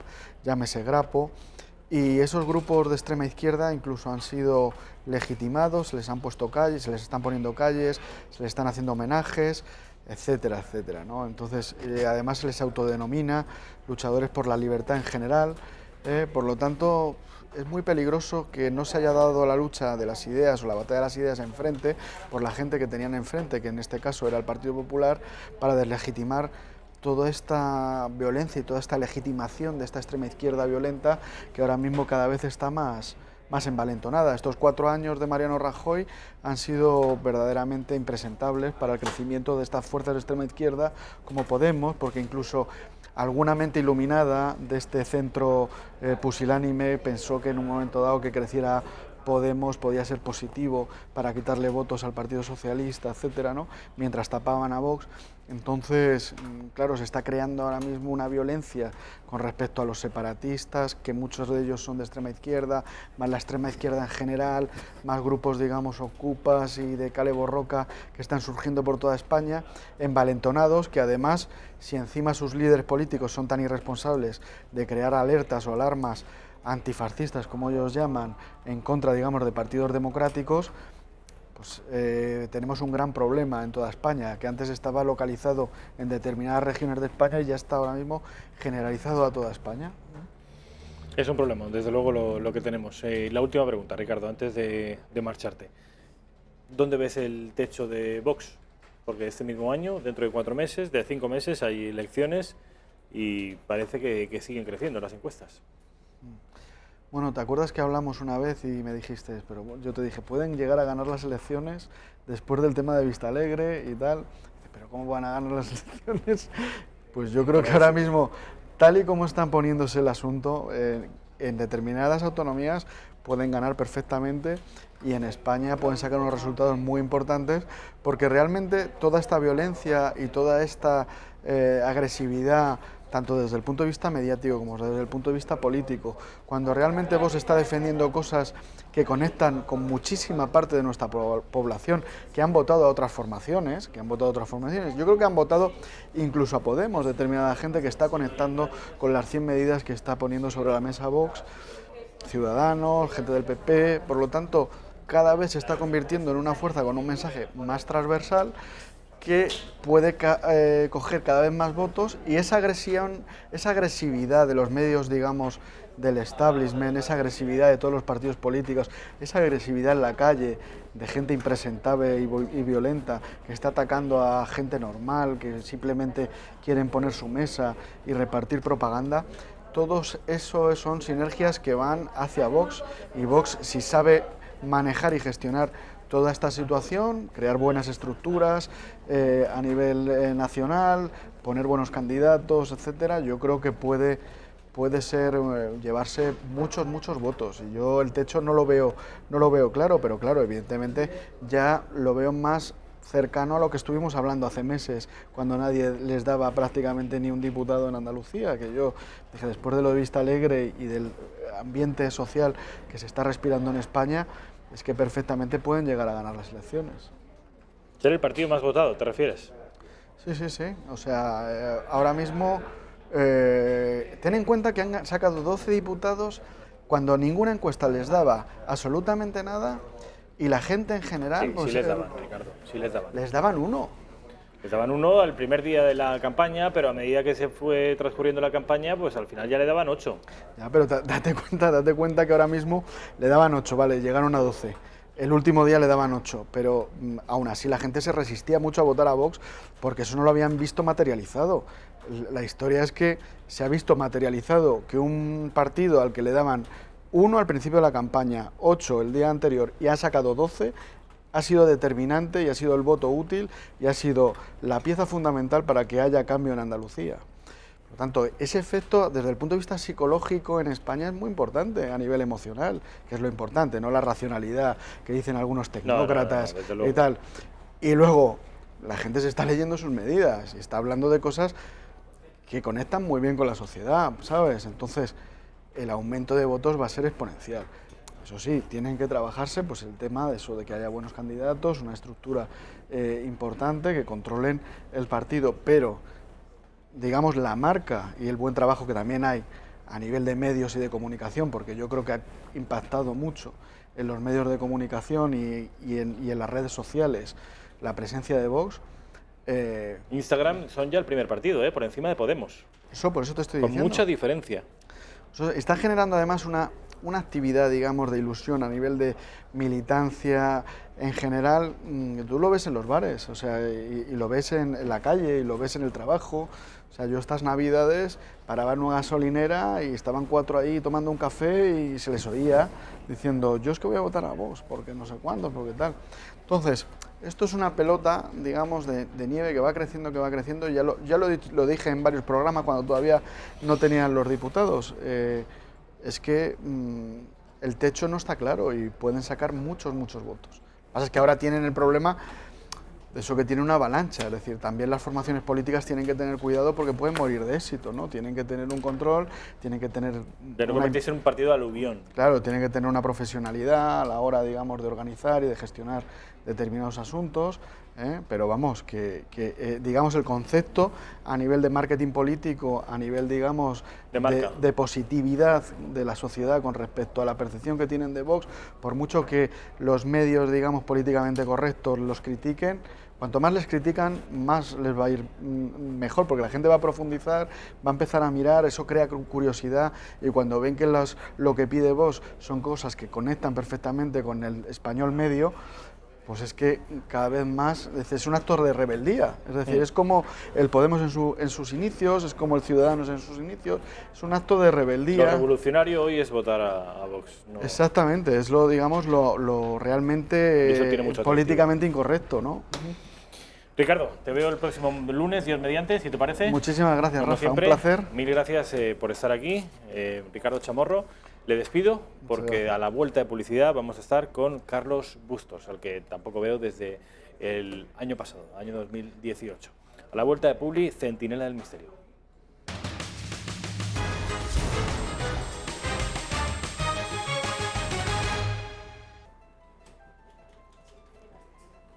Vamos a mirar. Ahora te presento, pero vamos a escuchar un poquito.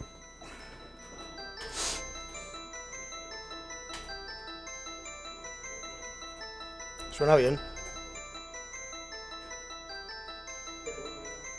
Michael Field. Tubular Bells. Ahora mismo en España más conocida como sintonía del Centinela del Misterio que de la banda sonora del Exorcista. ¿Qué te parece? ¿A ti te gustaba un tipo que se llama Jean-Michel Jarre? Sí, claro que sí. Es un estilo, ¿verdad? Cierto tipo de música es un estilo a Michael... Bueno, Michael Field es más completo, a mí me encanta. ¿Te acuerdas de aquella canción? ¿Te acuerdas de Moonlight Shadow? ¿Que me has leído el pensamiento? De esa estábamos... Me encantaba Moonlight Shadow. En esa me estaba acordando ahora. Años después, una canción que era parecida, que se llamaba Man in the Rain. Man in the Rain, el hombre de la lluvia. Sí, señor. Bueno, pues esta es la banda sonora del Centinela del Misterio, tanto en su versión radiofónica como televisiva. Y aquí tienen al Centinela en persona, en carne mortal. Carlos Bustos. Un tipo grande, aunque enjuto en lo físico. Está bien. Esta camisa que te la han traído los Reyes Magos. Es muy bonita, ¿eh? ¿Los Reyes Magos? Efectivamente. ¿Sí? Sí. Nada de cumpleaños, nada de Navidad. Reyes Magos. Papá Noel, no. Reyes Magos. Además, yo soy de Reyes Magos, un hooligan de los Reyes Magos. ¿Sabes lo que pasa?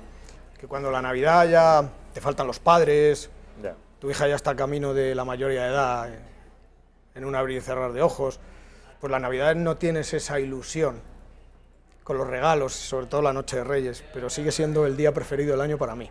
El día, ¿sí? La noche del 5 a 6 de enero. Me gusta la gente a la que le gusta la Navidad. Y sospecho de la gente que odia la Navidad.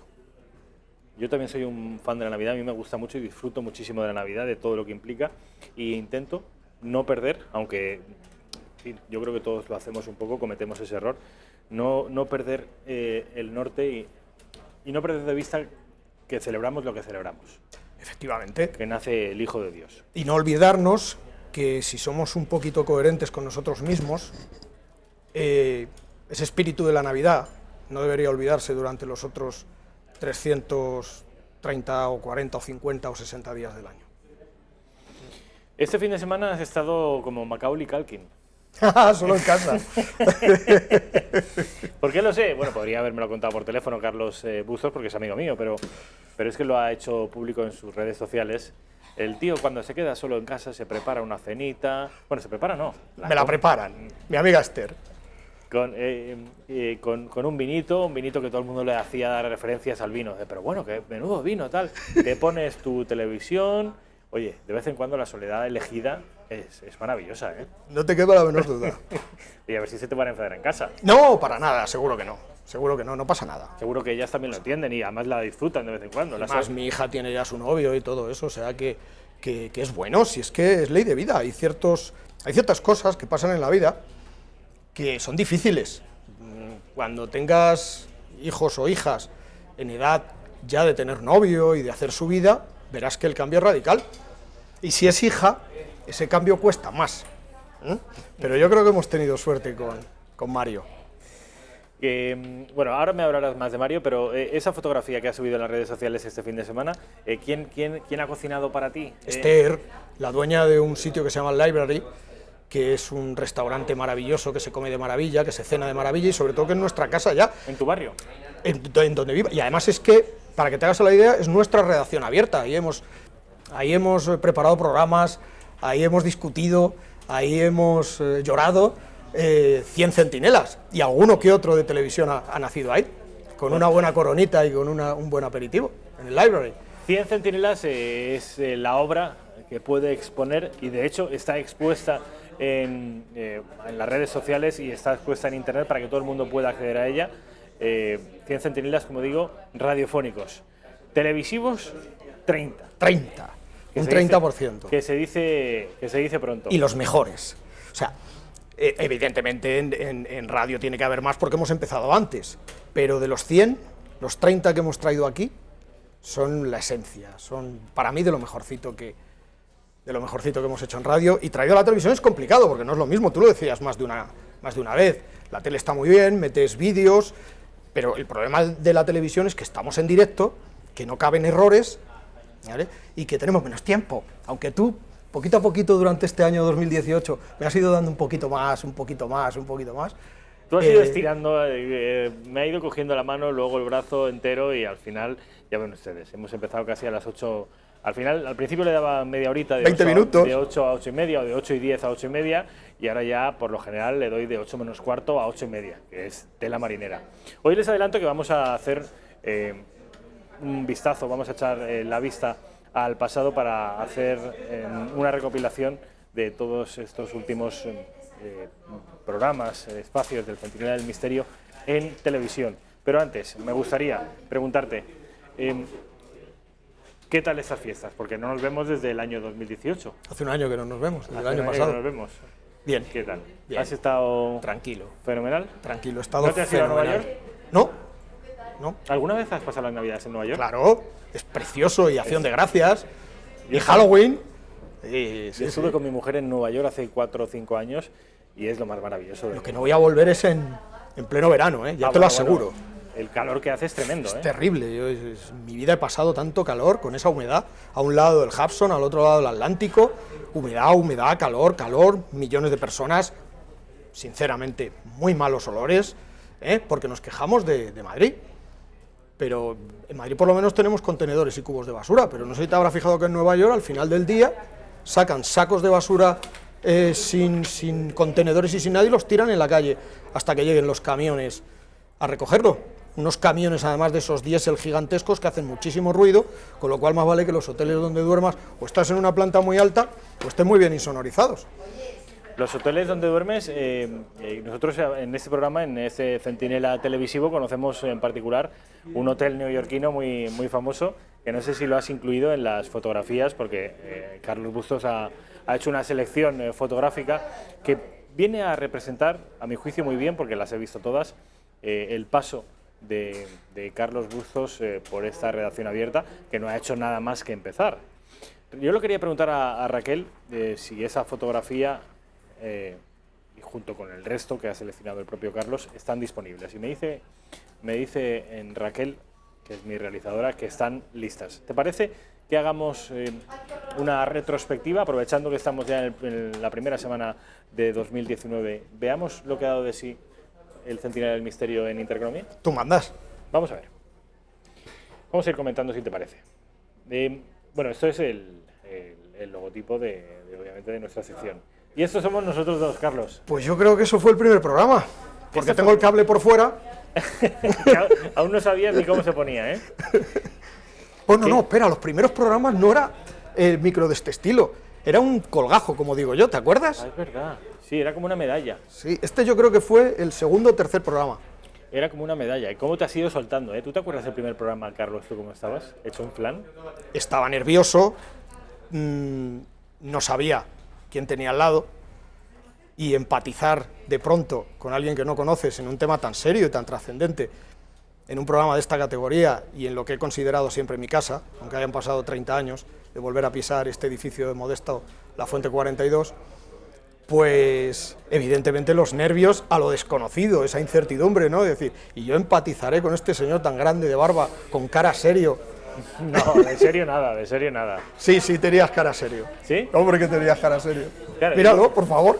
Y tú pensarías, ¿y a este le interesará estas cosas del misterio? ¿No le interesará? Claro, tú venías aquí... No, porque me tranquilizaste mucho por teléfono, ¿no te acuerdas? Ah, bueno, sí que te me llamaste y me dijiste, estate tranquilo, que me gusta muchísimo tu programa de radio, creo que tienes una forma de hacer misterio más que interesante y por eso te he elegido. Estaba dudando entre ti, entre Sol Blanco Soler y al final tú los lunes y ella los miércoles. No, bueno, tú vienes todas las semanas. Sí, yo no he fallado. Sol viene de vez en cuando. Y cuando no has podido venir tú, siempre ha venido Garbi o siempre ha venido alguien que te haya sustituido, que eso no es muy habitual. Cuando alguien adquiere un compromiso, sea con la redacción abierta o con cualquier otro programa, hay muchas veces que ese compromiso falla. Bueno, pues no ha ocurrido nunca con... Carlos Bustos. Vamos con la siguiente fotografía, Carlos. Estos son nuestros inicios. Mira, eso es el Hotel Corona de Aragón. El pedazo de programa que nos salió en el Hotel Corona de Aragón, porque ahí, mira, ¿ves el micrófono que llevo? Y además mira el pie de foto. Sí. Es un crimen, gritan las psicofonías de la habitación 510. Terrorífico. De la 510 del hotel. Terrorífico y bochornoso lo que ocurrió en el Hotel Corona de Aragón. Qué bonito programa, ¿eh? Qué buen programa. Ay, yo creo que sí. Pueden ustedes acceder a todos ellos en YouTube, porque en Intereconomía Tube, porque están todos. Los 30 programas que hemos hecho Carlos y un servidor del Centinela en televisión, están todos disponibles en YouTube. Y yo creo que este es uno de los mejores, uno de los más recomendables, porque además me acuerdo que traías abundante documentación, recortes de prensa, fotografías, periódicos... Y quedó fenomenal. Es que cuando todo el mundo habla del Corona Aragón como un hotel con una carga paranormal terrible por los acontecimientos que allí se desarrollaron, yo quise darle la vuelta a la tortilla y dije, pues yo lo voy a enfocar y lo voy a convertir en lugar de en un hotel misterioso, lo voy a convertir en crónica negra, bochornosa y vergonzosa de este país. Recuerda lo que ocurrió allí.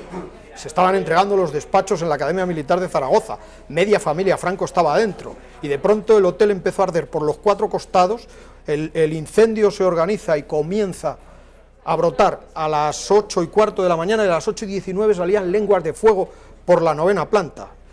El ínclito Francisco Laína, gobernador civil de Zaragoza, sale sin esperar ni el más mínimo informe de los bomberos, sale y dice que ha sido un accidente, que se ha provocado en la planta de abajo, en la freiduría, y que por los conductos de aire acondicionado se ha propagado tan rápido, cuando poco tiempo después los bomberos encuentran 3 focos del incendio y encuentran napal, un acelerante, un catalizador del fuego que estaba en las moquetas, que estaba en los conductos de climatización y que estaba en diferentes partes, en paredes y en techos del Hotel Corona de Aragón. A partir de ahí...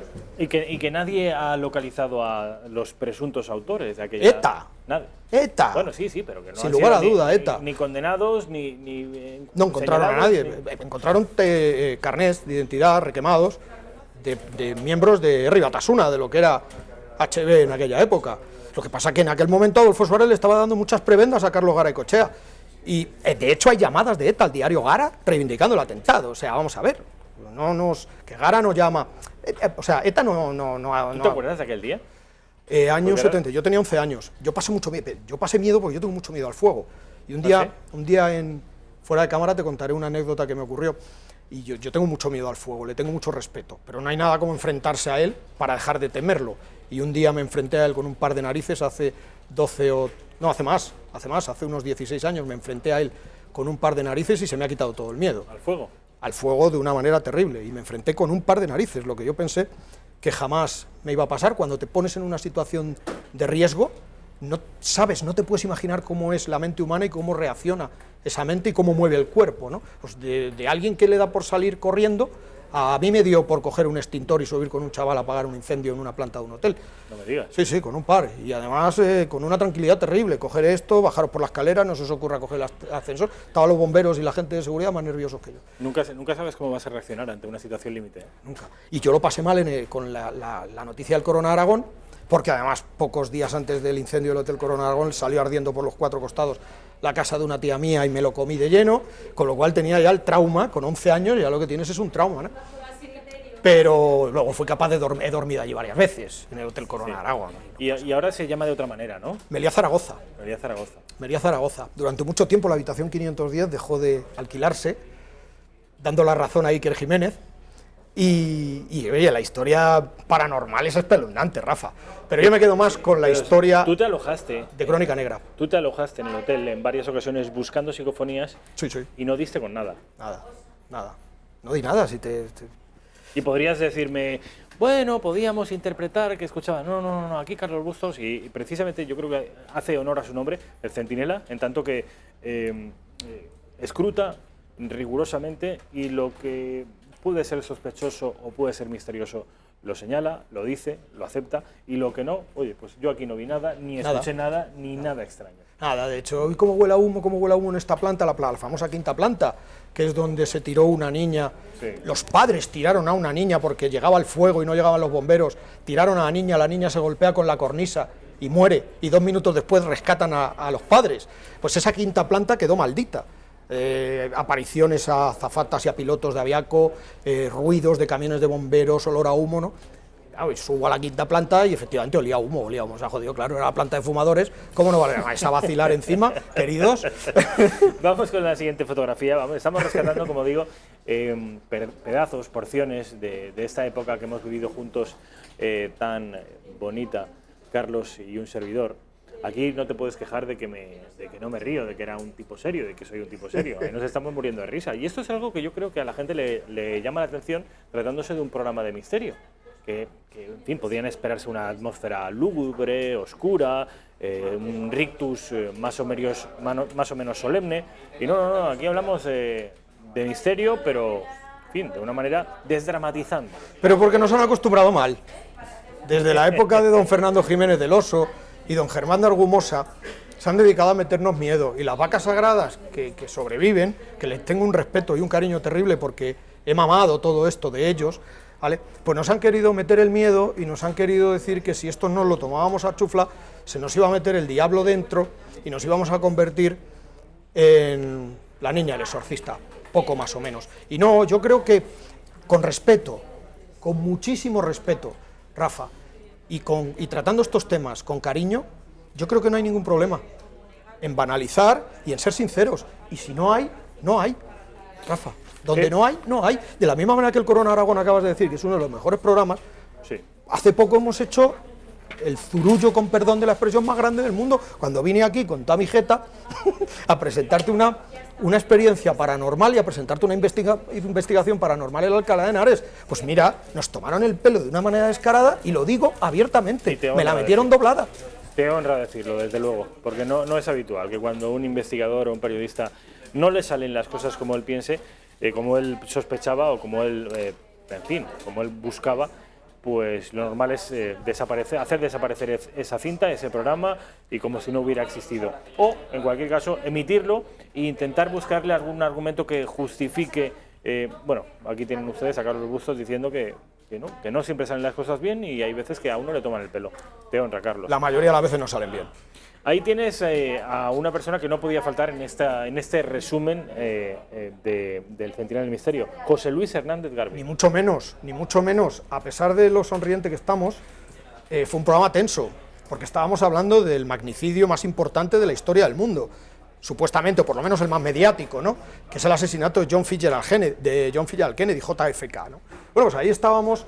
José Luis Hernández Garbi, aparte de ser un escritor de los buenos, porque recibe premios y porque está en las listas de Amazon en los 10 primeros puestos de ventas. En el último libro vamos a recordar cuál es el último libro, esto no estaba en mi libro de historia de la Primera Guerra Mundial, editorial Almuzara. La editorial, que no salía el nombre, del exministro del PP, Manuel Pimentel, uno de los mejores ministros que ha tenido este país, igual que otros, pero esos están ahora en la cárcel. Pero en principio fueron buenos ministros. Sí, no, en principio y en final, otra cosa es que lo que le hicieron luego. ¿Vale? Pero acuérdate lo que pasó con JFK, que en Dallas, todo Dallas estaba empapelado de fotos con la famosa punto de mira parecido a esto de la redacción abierta. Wanted, se busca, y aún así el jefe de seguridad le permitió ir a Dallas, aún así le permitió darse un baño en Lord de Multitudes, y lo peor de todo, le permitió darse ese baño en Lord de Multitudes en un descapotable. ¿Es que estamos tontos o qué? Desde luego, que recuerdo también ese programa con muchísimo cariño. Es que es muy interesante. Muy interesante, y tener a Garbi es como el día que trajimos a Delgado con Egipto. Bueno, es que ese programa también, y fíjate que yo te reconocí en directo que Egipto no era una de las cosas que más me atraían a mí. Ni a mí. Y a ti tampoco, y sin embargo, lo contó de una manera que, en fin, es un tipo interesante. Con JFK tuvimos un arduo debate, José Luis y yo, y al final tú no te decantaste. Hazlo ahora. Yo sabes que suelo promover los debates, pero no suelo... Jackie Kennedy, cuando se tira ansiosa hacia la parte de atrás del Lincoln Continental, cuando ve que a su marido le pegan el primer tiro en la cabeza y salta un trozo de cabeza, mis compañeros me dicen, algunos me dicen, no, estaba tan asustada que dijo que sigan disparándole a ellos, yo no voy a hacer de blanco, y se quería tirar del coche en marcha. Y no, estoy totalmente convencido, lo que Jackie quería hacer era coger el trozo de cerebro de su marido. De hecho lo hace, porque si tú te quieres tirar del coche en marcha, te tiras por un lateral, no por la parte de atrás, que además el Lincoln Continental tiene un maletero enorme y es larguísimo por ahí, pero además es que se ve como Jackie hace así con la mano y coge algo, un trozo de cerebro, ¿no? ¿Tú qué piensas? Yo discrepo contigo. Vale. Yo discrepo contigo. Yo creo que podría ser, porque en una situación... Mira, te voy a poner un ejemplo de una situación extrema, una situación límite en la que el ser humano es capaz de reaccionar de la manera más insospechada. Tú, que tenías fobia al fuego, eres el primero en subir a apagar un incendio. Oye, porque tengo 50 años ya, si no me hacía bombero. Pues imagínate. Podría ser perfectamente que Jackie Kennedy, en una situación así, operara su cerebro de manera irracional y buscara recuperar un trozo de cráneo para volvérselo a colocar, que ya me dirán ustedes que no tiene ningún sentido. Eso es lo que cuenta ella, ¿eh? Podría ocurrir. Eso es lo que cuenta ella. En la última película, titulada Jackie, que la protagonista es Natalie Portman, una de mis preferidas. Eso es lo que cuenta ella, porque vamos a dudar. Está basada en unas declaraciones y en unos hechos sacados, un servicio de documentación de entrevistas directas a la verdadera Jackie Kennedy. Lo que parece, desde luego, viendo las imágenes, es que, al menos desde mi punto de vista, está intentando huir de la manera más... que no lo hace por el lugar más corto, obviamente, pero parece que está intentando huir. Ella no sabe lo que pasa. ¿Cómo que no sabe lo que pasa? Bueno, ¿Era sorda? No, ha escuchado un disparo, pero un disparo que se escucha, la detonación se produce a varios cientos de metros. Lo que pasa es que ve a su marido, pues sí, como si le hubieran practicado un trepanamiento, un vaciado. Tremenda. No había mucho que vaciar de todas maneras. No, hombre. Se vendió además durante el régimen de Franco la presidencia de John Fitzgerald Kennedy casi como un éxito de España, en tanto que era el primer presidente católico de los Estados Unidos. Irlandés y católico. Vamos, Clinton también era irlandés, pero no era católico, ni siquiera era creyente. Vamos con la siguiente imagen. Uy, Titanic. Ahí acabamos de ganar la 13ª Copa Europa y no se te ocurrió más que decirme qué elegante con tu chaqueta, tu pañuelito, y por eso lo recuerdo además con mucho cariño, por la 13ª Copa Europa y porque hablamos de Titanic. También un gran programa, También qué gran programa. Y con todas aquellas coincidencias con el Titán, ¿no? Con el Titán, que es un libro que se escribió, no hubiera habido ningún problema porque puede ser que haya gente que escriba cosas relacionadas. De hecho, a partir del Titanic se han hecho películas y libros como el Poseidón, otros barcos con esa misma temática, ¿no? Claro, lo bueno de esto es que se daban un montón de datos similares, por no decir clavados, exactamente los mismos. Cuando se escribió ese libro que escribió Robert, no me acuerdo el apellido, 12 años antes. ¿Qué te parece? O 14, 1898. Y lo del Titanic fue en 1912. ¿Qué te parece? 14 años antes. Eso fue bestial. Me pareció increíble. Es una historia además que yo desconocía y que me llamó mucho la atención. Y los dueños de la White Star Line y los íntimos amigos, que todos a la vez tienen un sueño premonitorio y deciden no embarcar cuando no se perdía ni un solo viaje. Y más, en teoría, el buque más lujoso del mundo, ¿no?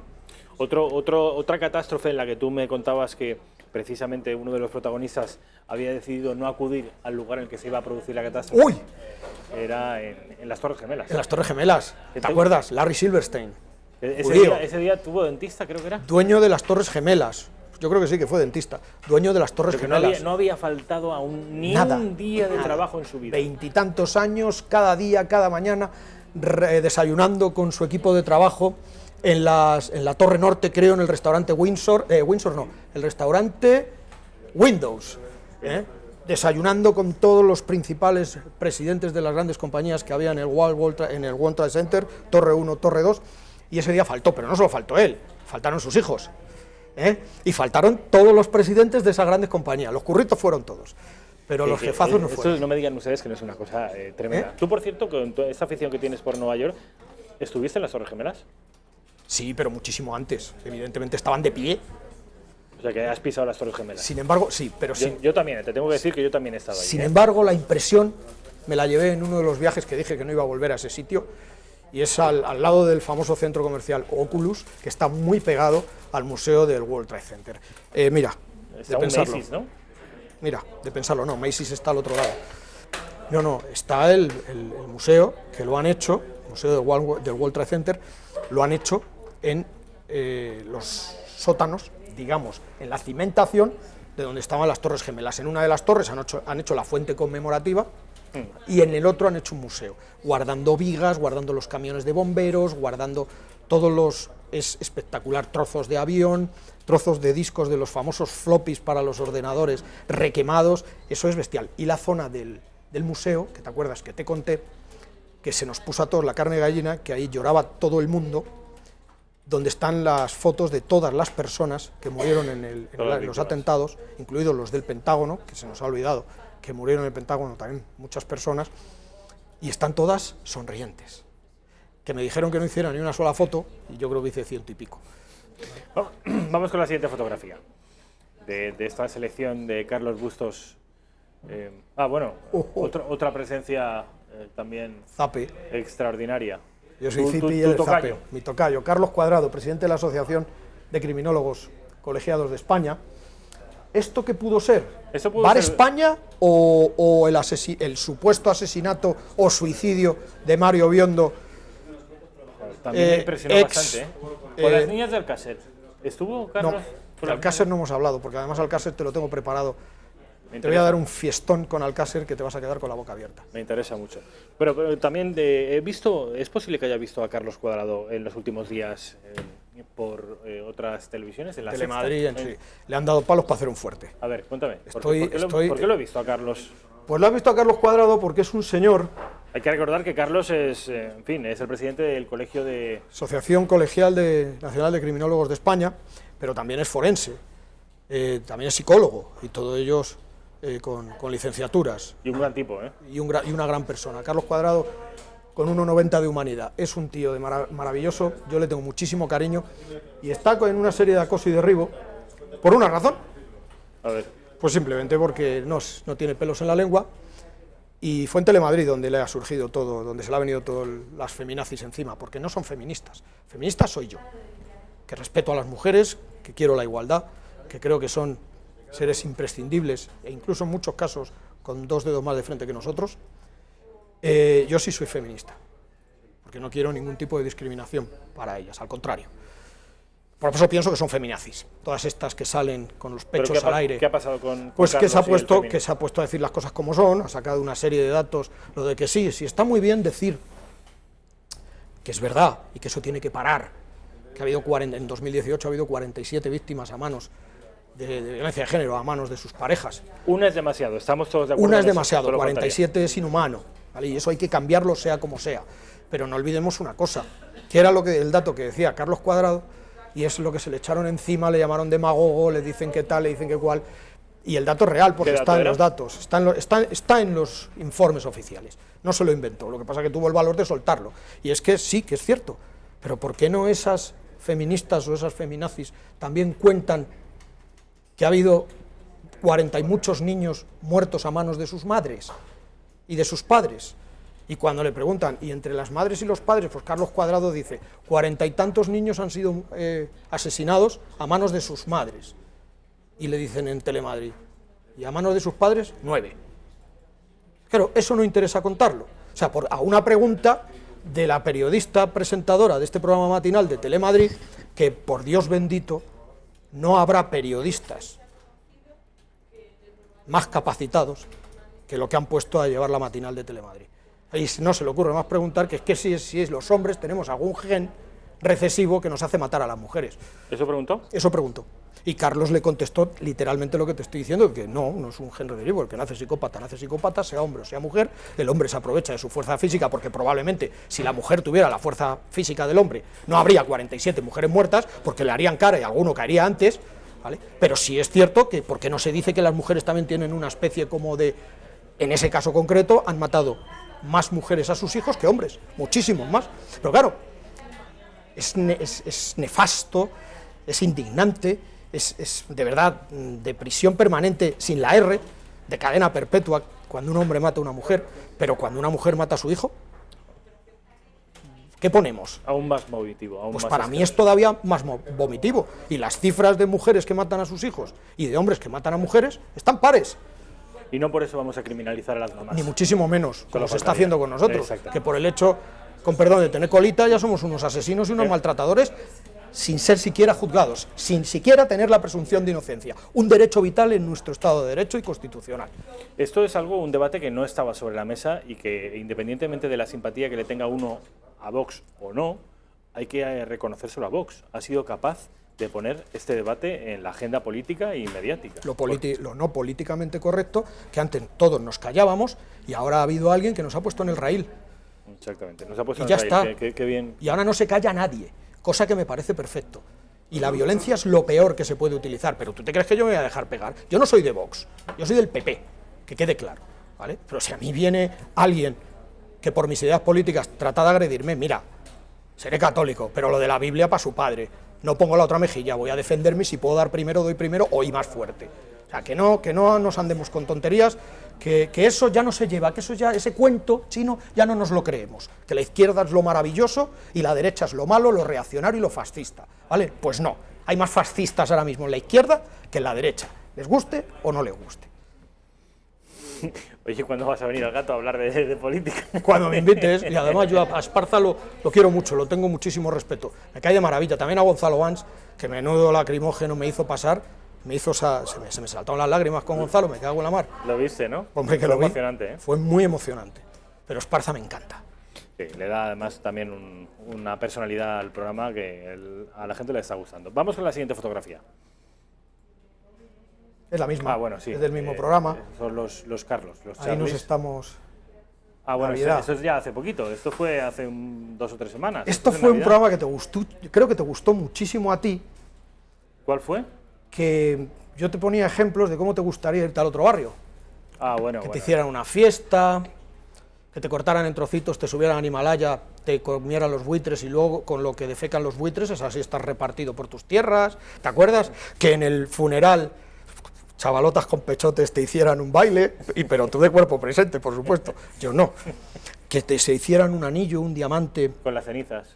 Que con esas cenizas se construyera, por ejemplo, un busto de Escayola, ¿vale? Y imagínate la carga paranormal en el salón. Yo creo que este fue el programa dedicado a eso, y al del Shock Art, donde con la grasa de las personas se freían albóndigas. Sí. Y las vendían a precio de oro. Sí, me acuerdo. ¿Cómo se la llama plastinación, ese arte? Shock Art. Shock Art. ¿Te acuerdas aquello? Sí, me acuerdo, pero creo que esto es Esto es de hace 2 o 3 semanas y los programas a los que te estás refiriendo es de hace meses. No, es que como tengo reciente, primero la camisa azul, luego la camisa roja, que luego tú también has tenido una habilidad muy grande. Cuando te ha interesado hablar de misterio, me has dado cuerda y me has dicho, si no paras de hablar. Ahora, cuando te ha interesado meterme los dedos en la boca, como acabas de hacer hoy, ¿Qué he hecho? No sé, tú sabrás. Ya me conoce, ya sabe toda España que soy el afiliado 103.000 del Partido Popular desde el año 90 y algo. Y eso es culpa tuya. Tú me has metido los dedos en la boca porque yo quería... Te he tirado de la lengua, Carlos. Hombre, no. Eso está claro. Sí. ¿A que sí? Ya ven ustedes como, en fin, se ha visto obligado a hacer la diatriba, el speech este que acaba de hacer. Imperativo legal. Publicidad y a la vuelta estamos, nos quedará muy poquito tiempo para acabar de recordar estos últimos programas de El Centinela.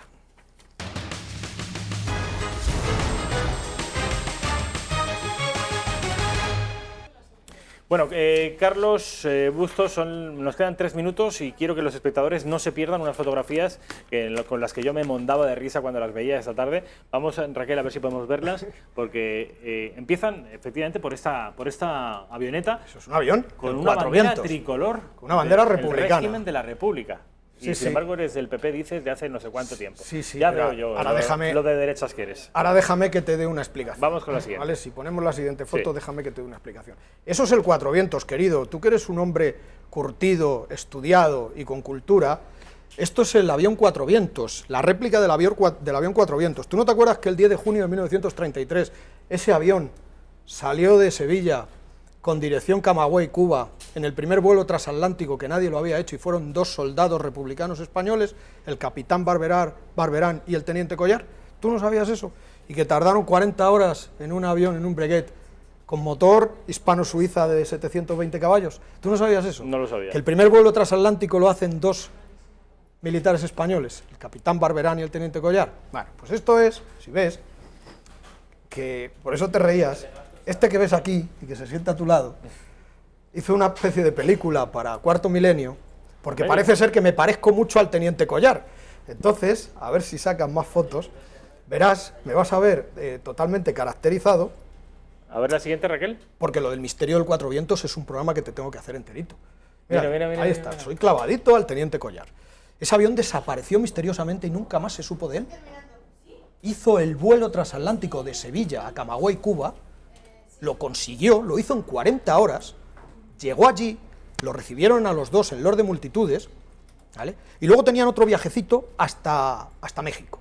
Y en ese pequeño trayecto de Camagüey, Cuba, a México, ahí el avión desapareció.